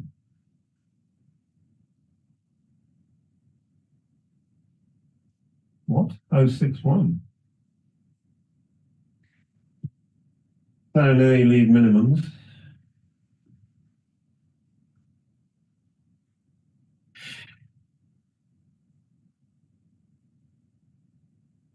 Now you think about the cube, because this could obey O'Hagan's law. 42, 43, 73. 73 plays. Not quite 63. No, so the position does not quite obey O'Hagan's law. It says basically if you've got a single shot on all other rolls, you're doing all right, then it's a cube. But here I think Black is sufficiently far behind that O'Hagan's rule doesn't quite apply. So Black's count is 73. White's count is, red's count is 62. So he is 11 behind. But he's doubling anyway. Clearly a take. Although I do not believe the position obeys O'Hagan's law. So I don't think technically this is correct, but again, I've often been wrong.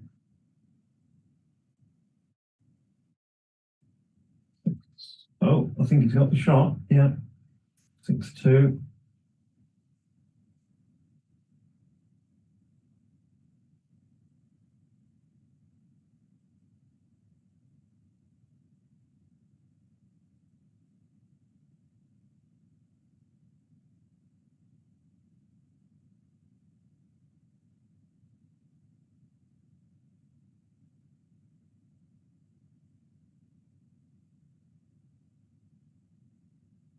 check with XG confirms that that double was incorrect, but that doesn't matter, of course, if you're going to win. There are, just for fun, there's a couple of amusing potential gammons there, but not now.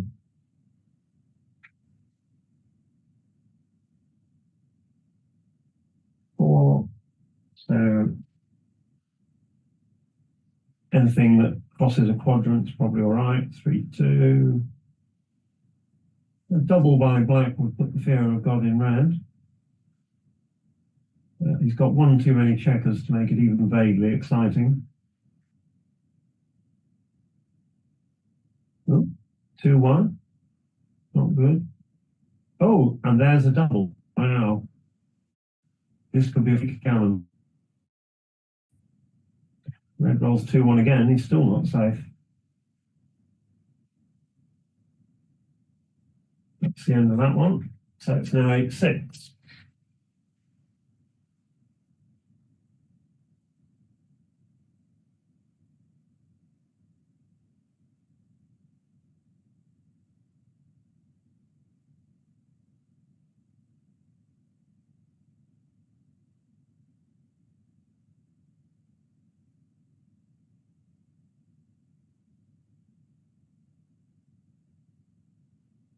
Cube is in the middle. Score is 8, 6.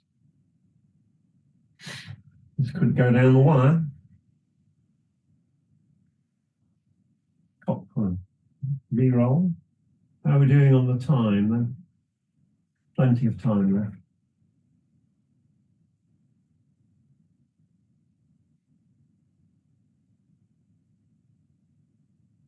Three, 2. Normally you play 24, 22, 13 to 10 here.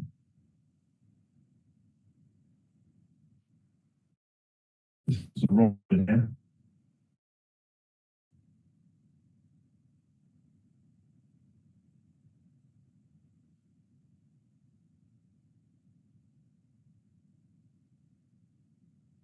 This play doesn't, yeah, he made the right play in the end, so that's good.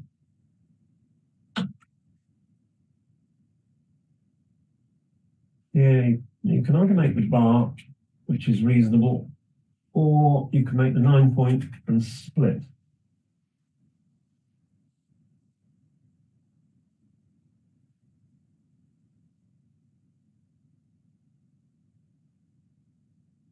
Yeah, he's gone for the bar.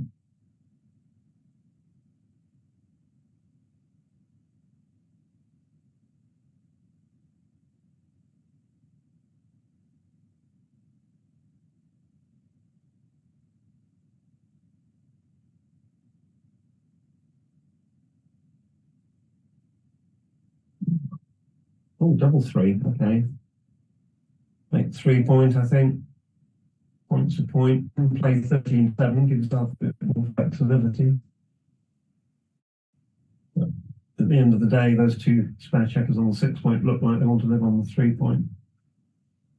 If you play 13-7, you're threatening to make a point. If you play 6-3 twice, you're making a point.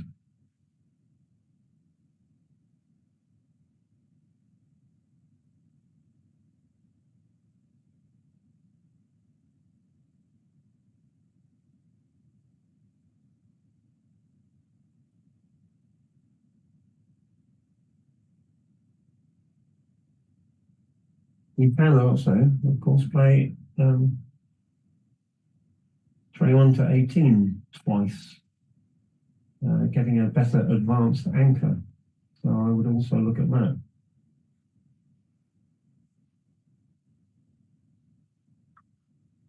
Sorry, I hadn't considered the other play.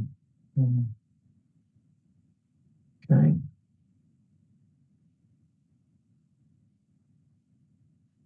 Now it's got awkward suddenly.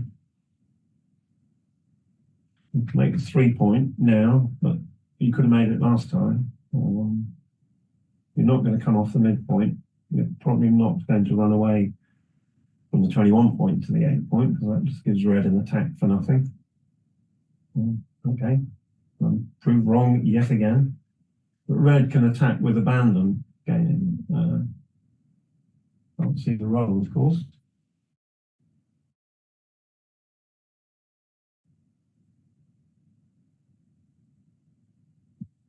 4.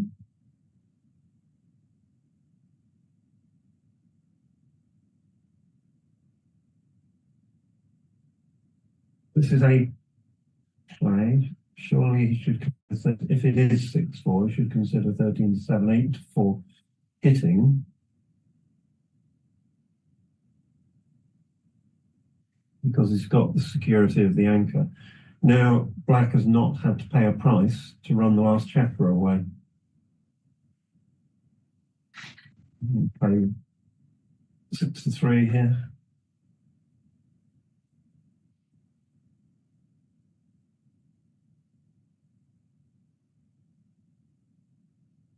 I think red has ceded the advantage to black here.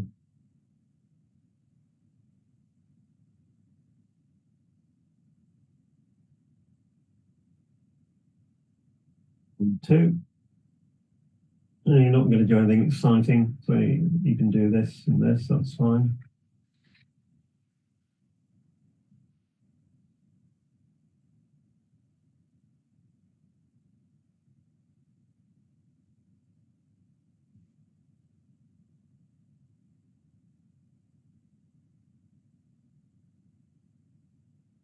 Red is 12 pips up after the roll. Sorry, behind the roll.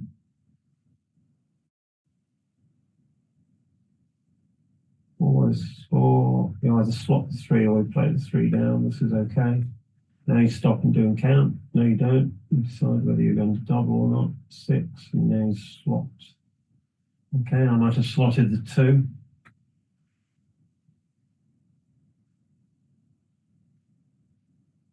Five and something.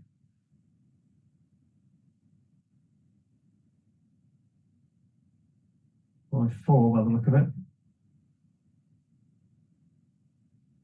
By 4 makes the 4 point. Oh, sorry, 5-2. Again, my misreading of the dice. My apologies. 2 and 1. No excitement.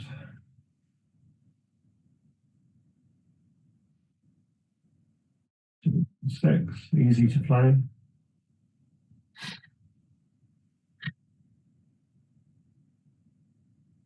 It's awkward, but now I break the midpoint.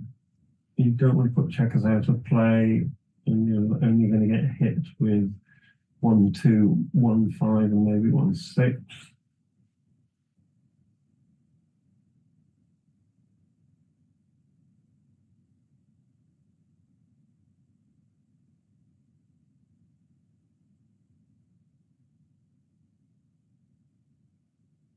$92 for black.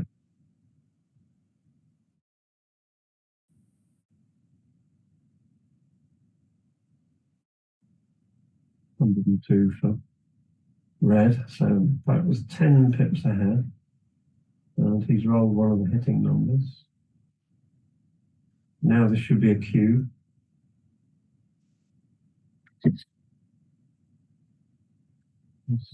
Black gained considerably in the race.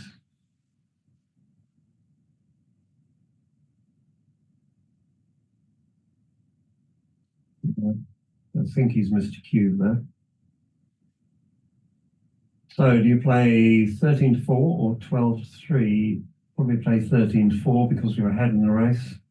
It leaves 6 shots as opposed to 12-3, which leaves only 5 shots because double 2 doesn't hit, so it's close. And given that the cube is close, I might have actually played 12-3 there. Let's see if he rolls a 7 or an 8, and then we can have a discussion. Now this must be a cube, and it's going to be a pass. He's missed his marker. Yeah, too late. Too late. Yeah.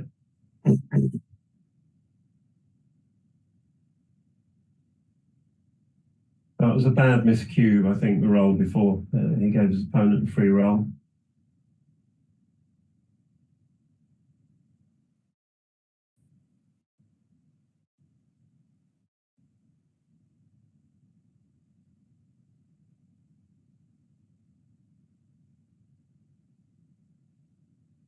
And it's break time again.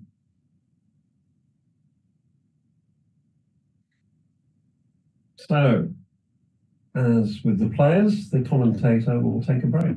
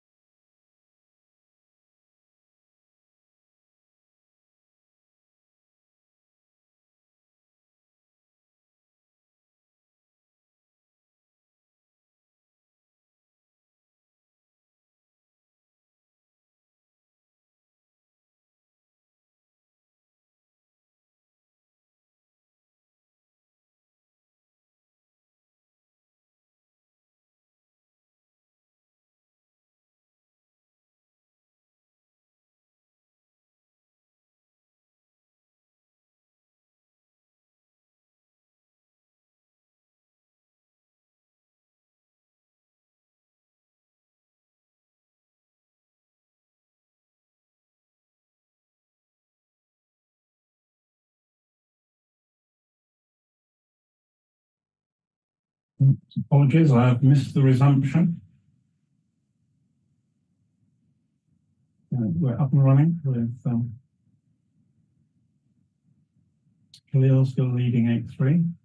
6-4, you're going to make 9 point on the bar point.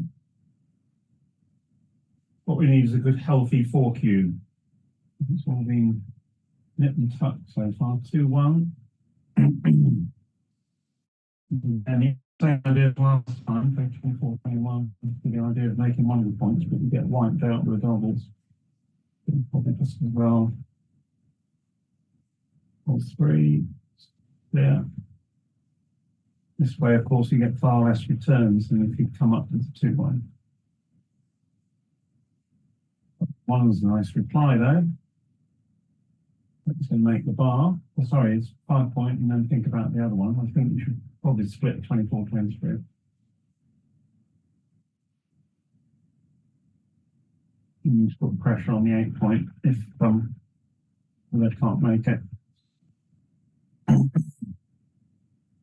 So you're playing this prime against prime, probably, in which case doing this. Oh, so red's got 11 checkers in the attack zone, so it's by no means completely obvious. What's this? 5-1.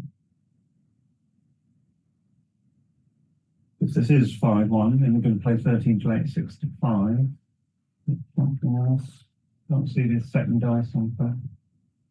Oh, hello. I can hit this 5-1. It's seriously weird.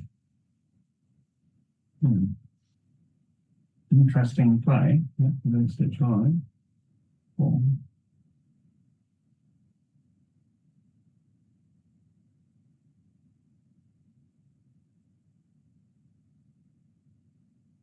Well,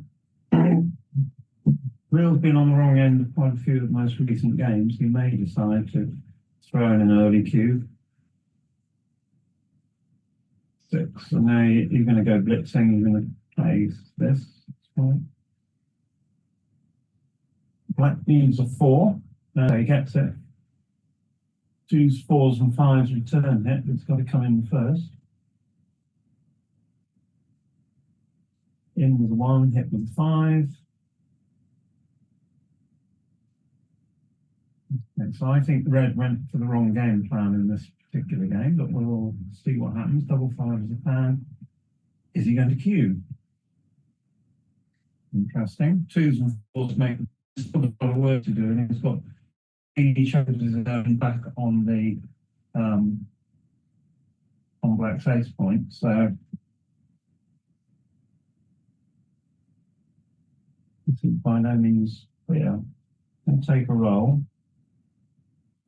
2, what's the other number? 2 and 3. Now black fans again. And I've lost his market. So now he should surely, okay, now he should surely double. There's a lot of gammons here. Good cue. Quick drop. So basically, the time to double was the roll before. Now it's 9-7.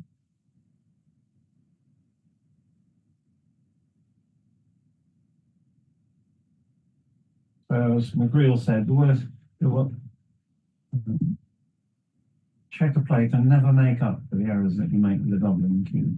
You give away so much equity by mistiming doubles. 6-5.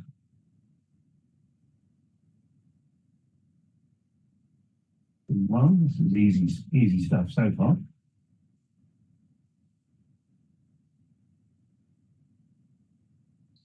2. Simple game plan. Let's run away. Was good. It's good. What's the other number? Oh, double 4. 1, 2, 3. I think I'll bring another one down. I'll worry about the back checkers sometime next week. Although, having said that, 24-20 does cover the outer board if black comes in and then plays the other number elsewhere. So this is good. So you can come in and hit. which is frisky. You're going to get the cube. You can come in and play 8-6. You're still going to get the cube. But red has rolled double 4. He's got the rack, the 4, 5, and 6 points. He's got the initiative, so you're probably going to have to hit. Pretty. Okay. Now, cubing from the bar is very different from cubing from not the bar.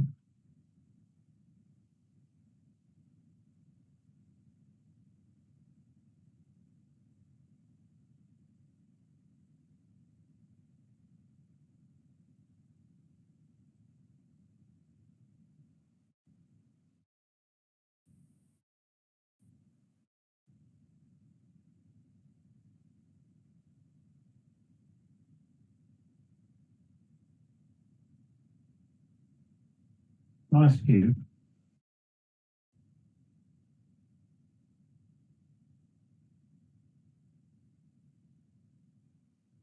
And he's blocked.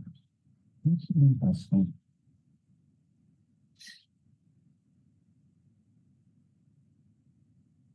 Thought he could squeeze a take there, but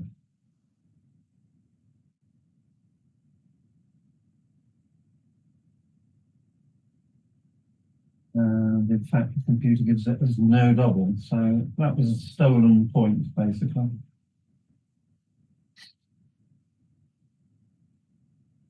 So black is losing, so slotted the 5 point, proven the play. 4-1, 2 checkers off the 20 point. You don't play 8-7 because it gives your opponent a good 6. Yeah, this is standard stuff. 2-1 and then hit.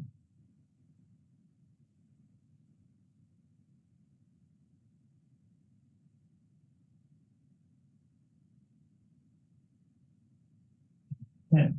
So and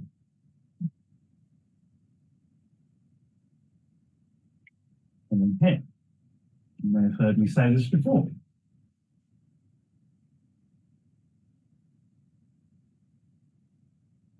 So 2 and hit. On we go.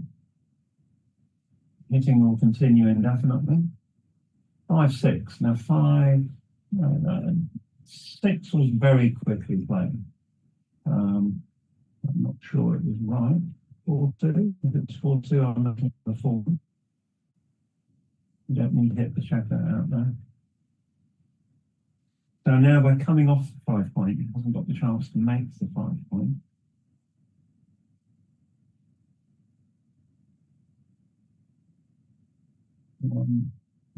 Pop it straight out with the 6. Yeah. Still advantage to red. 6-4 is ugly, but you're going to hit. Play 14-10. The position is not yet resolved. The game plans for both players are not yet resolved. Black has a 1-2 back game, but that might not be what he ends up playing. But I don't see. You could make the opponent's 14 point here, but it's a sort of pretty negative game plan to run one behind. I don't like this play. I mean, it's neither fish nor fowl. 5-3. Now, here I would probably just make the bar point and come down. You can do this and play 18-13, which gives you a huge lead in the race. The alternative is to make the opponent's bar point and come down with 3 while your opponent's.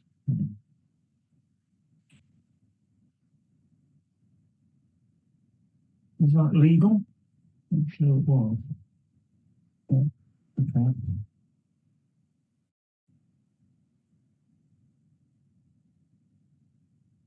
Keep hitting. Well, now which one are you going to hit? Okay. It's all very well. 6-4. This is probably a cube at this point. Double gammon gets him to 14 points with his opponent, which is call for game as an opponent on an odd number. Must be worth a double.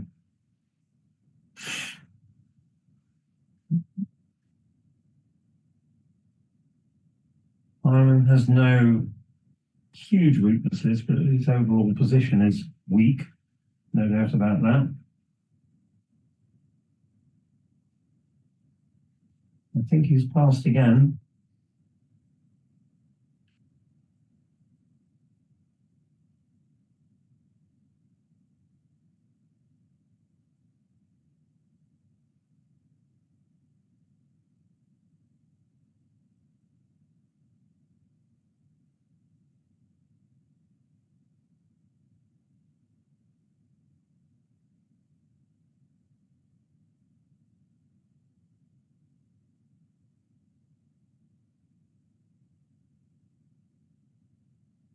So I think that Khalil has managed to sneak a sort of 4-point lead here without doing a whole lot.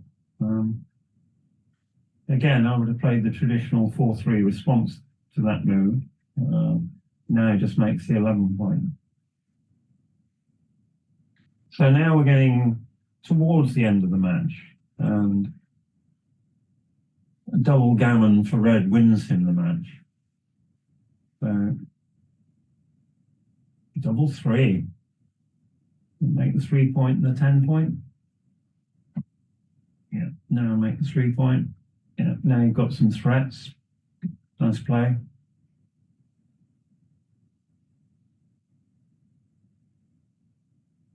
Or 2 at least has now some semblance of a structure. And he's not going to double this, surely.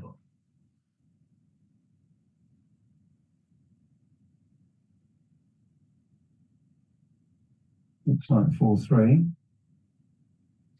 which is a very awkward number. You can come up, there's no, you can hit and go to the ace point. One potential play. You can make the bar point and leave 6s. You can hit 4, right, okay. He's decided in this play. 2-6 is ugly.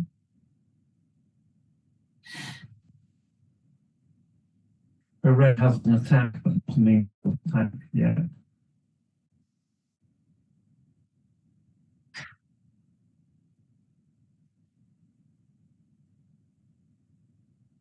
Sixes are duplicated. He's got a weakness for the blot on his ace point.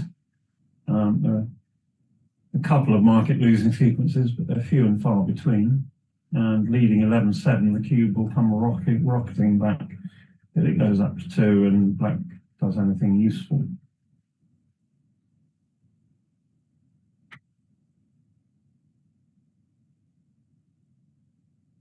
But at least he's taking the jumping, which is good.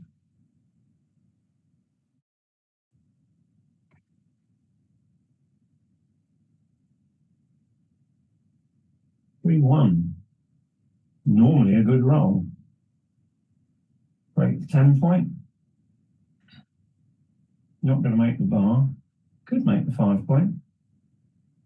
Duplicate 6s, which is quite neat. Something in the 4. If it's 5-4, is going to make the 2-point.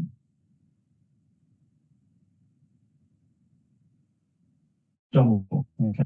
Moving like this. Yeah. Now red certainly hasn't got a double.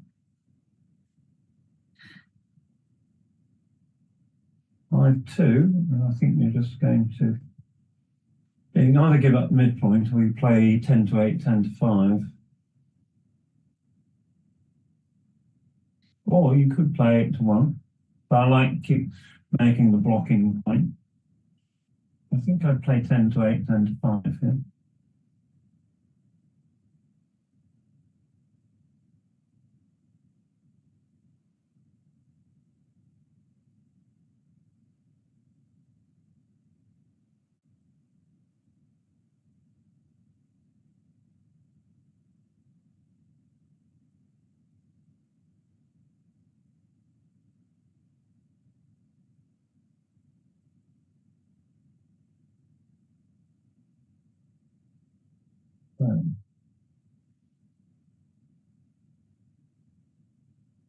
So the computer concurs, 10 to 8, 10 to 5. 8 to 1 is also absolutely fine.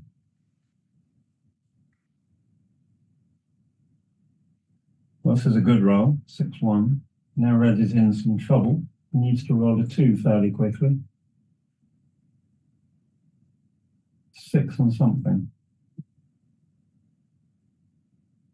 6 and 1.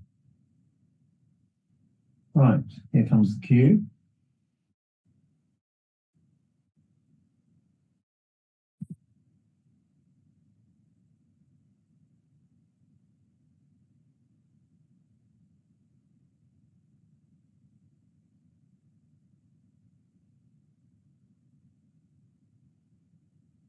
Like a strong cube.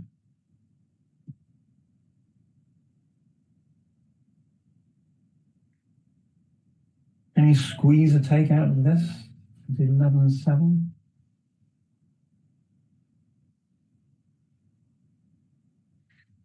I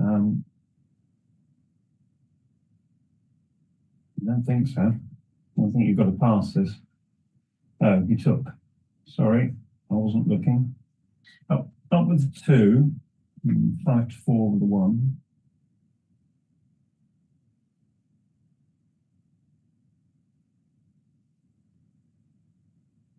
Yeah, now 6s are duplicated. 5 and something. That's the 2, and then the 5 comes in. Black will hit with any 1 or 3, or 10, but not 5-2. Probably going to run away. Probably right to not hit off the 8 point. You've got good coverage of the outer boards. Red needs a 6. Oh, wow, 6-5. What a roll. Wow. I think Black could justifiably say that his opponent being remarkably lucky. 2 and something. 1. Red won't be redoubling because then the cube comes back on 8. Oh, wow. 2, double 1. Okay, so now there is a danger that this is the last game. Oh no, 3 is good. So again,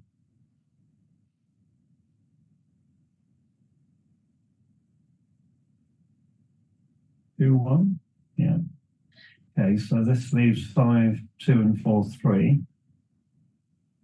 2, 1. Just going to do this and this. Right, now double 6 or double 3 or double 5 are all fantastic rolls for red. 4, 1, no excitement, straight in. Yeah.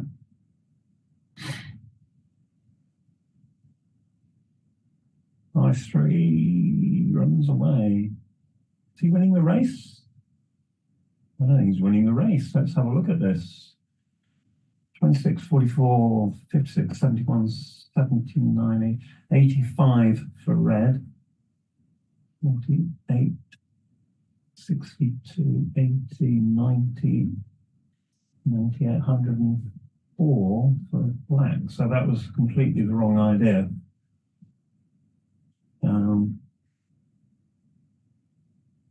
26, 44. So black is 20 pips behind. So this was a truly awful play. The question is, does red redouble or play on for the gammon? Surely he's realised he's made a mistake here. I mean, he was probably fearful of losing the gammon, but the only winning game plan with red with 2 strip points in the outer board was to stay on that 3 point. Because red was never going to hit loose. He might pick and pass.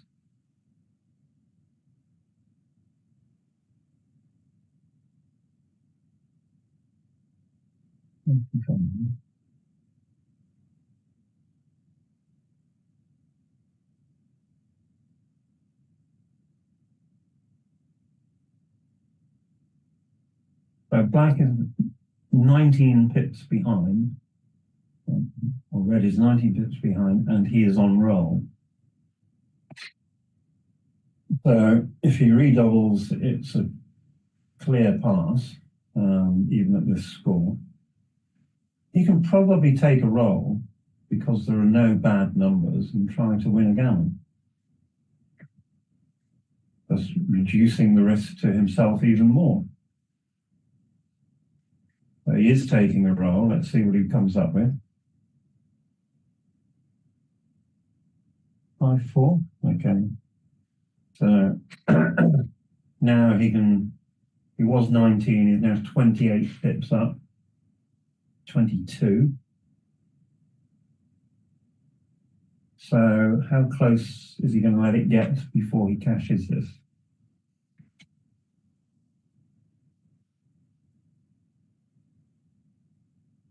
Maybe that was just a terrific miscalculation.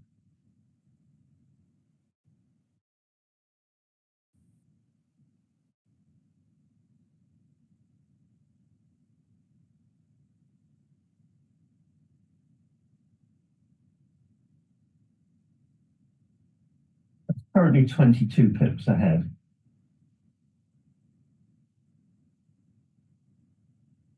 Which, like, the danger is if he doesn't double and black rolls double 6 or double 5, black is back in the game. So you just cash this, surely. And then you go these horrible nightmares about you double, roll something small, your opponent redoubles to 8, and then rolls double 6 and wins. But he's really nearly a full double 6 ahead.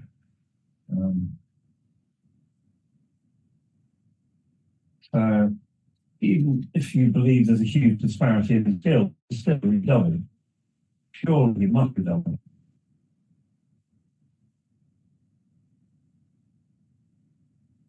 And his opponent drops, he'll be 13-7 down.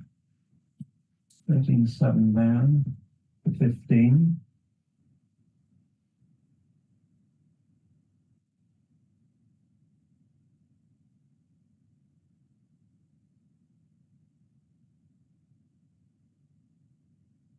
You still have some winning chances from 13-7 behind.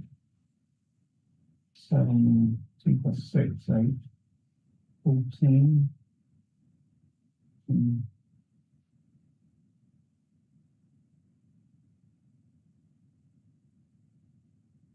have about 13 or 14% winning chances if he drops this. I'll just put this, he's taking a roll. I think this is wrong. I mean, he's wanting to see the whites of his eyes before shipping the redouble. Now, he's lost 1 pip in that exchange, but the race has got shorter. I do not understand this play by red. We can just cash. Now, 2-1, this surely has got to be the end. He must redouble now. I'm scared of his own shadow, I'm afraid.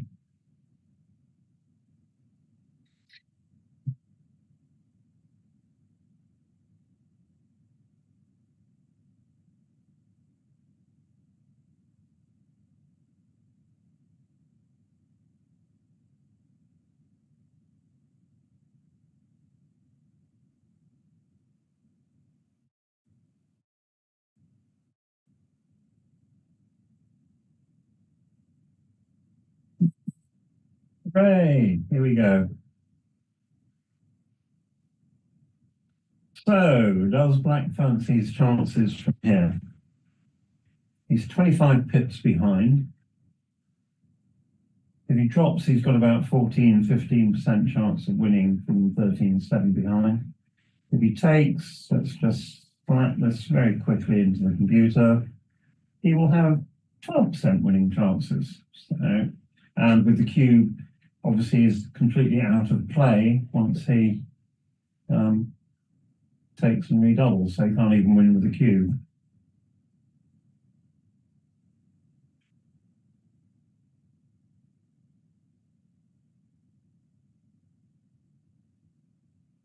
Made a terrible misplay by he's taken and he's going to reship for the match. Okay, here we go. And sit back and enjoy the ride. 5-2. Or 5-4, sorry. Here's the cube on 8. This is the last game. Suddenly we've had no excitement for the whole tournament or whole match. I don't think he did the sums very well in any part of this game, unfortunately. And he's going to pay the price, 4-2. Double 6. There you go. That's how to play the game. Wow. 2-1. Who said there's no justice in backgammon? 4-2. Red's still favourite.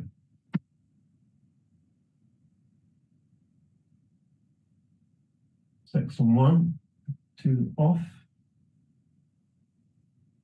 Double 6. This is unbelievable. Unbelievable rolling. Back to back double 6s. I'm afraid he didn't deserve it. Let's see if Jalil can pull this one out. Backgammon is the cruelest game.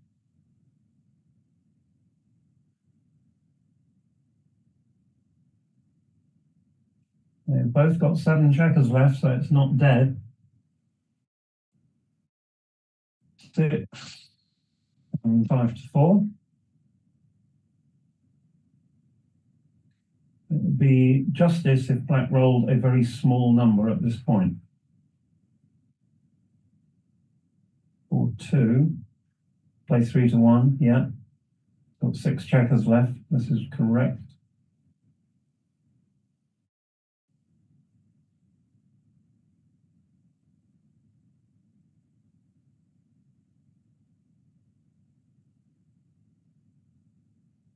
This will be the cruelest finish to an undefeated semi-final I've ever seen.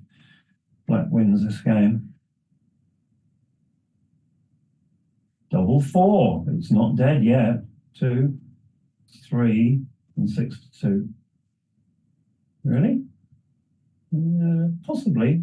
2 aces protects. Yeah, it's not unreasonable. Doesn't want a 2.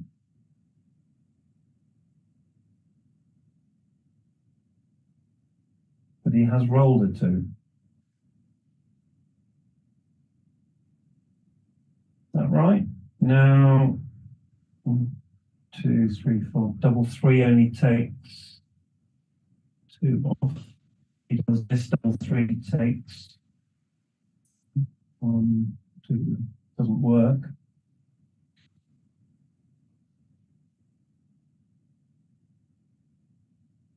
Okay, so no 4s or 3s for red for justice. Let's see what happens.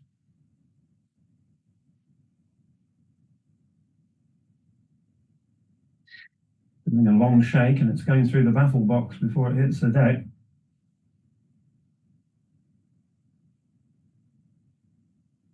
Six 1, that's a great roll.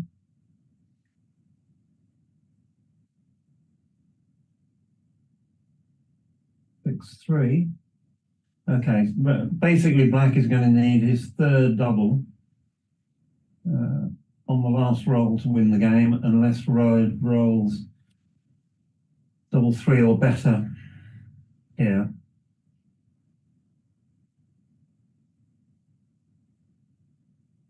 Crowd is waiting. The man is shaking the dice.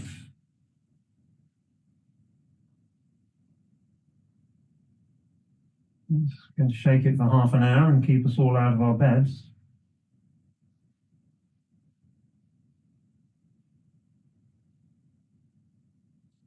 Six something, okay. So, double 3, double 4, double 5, double 6.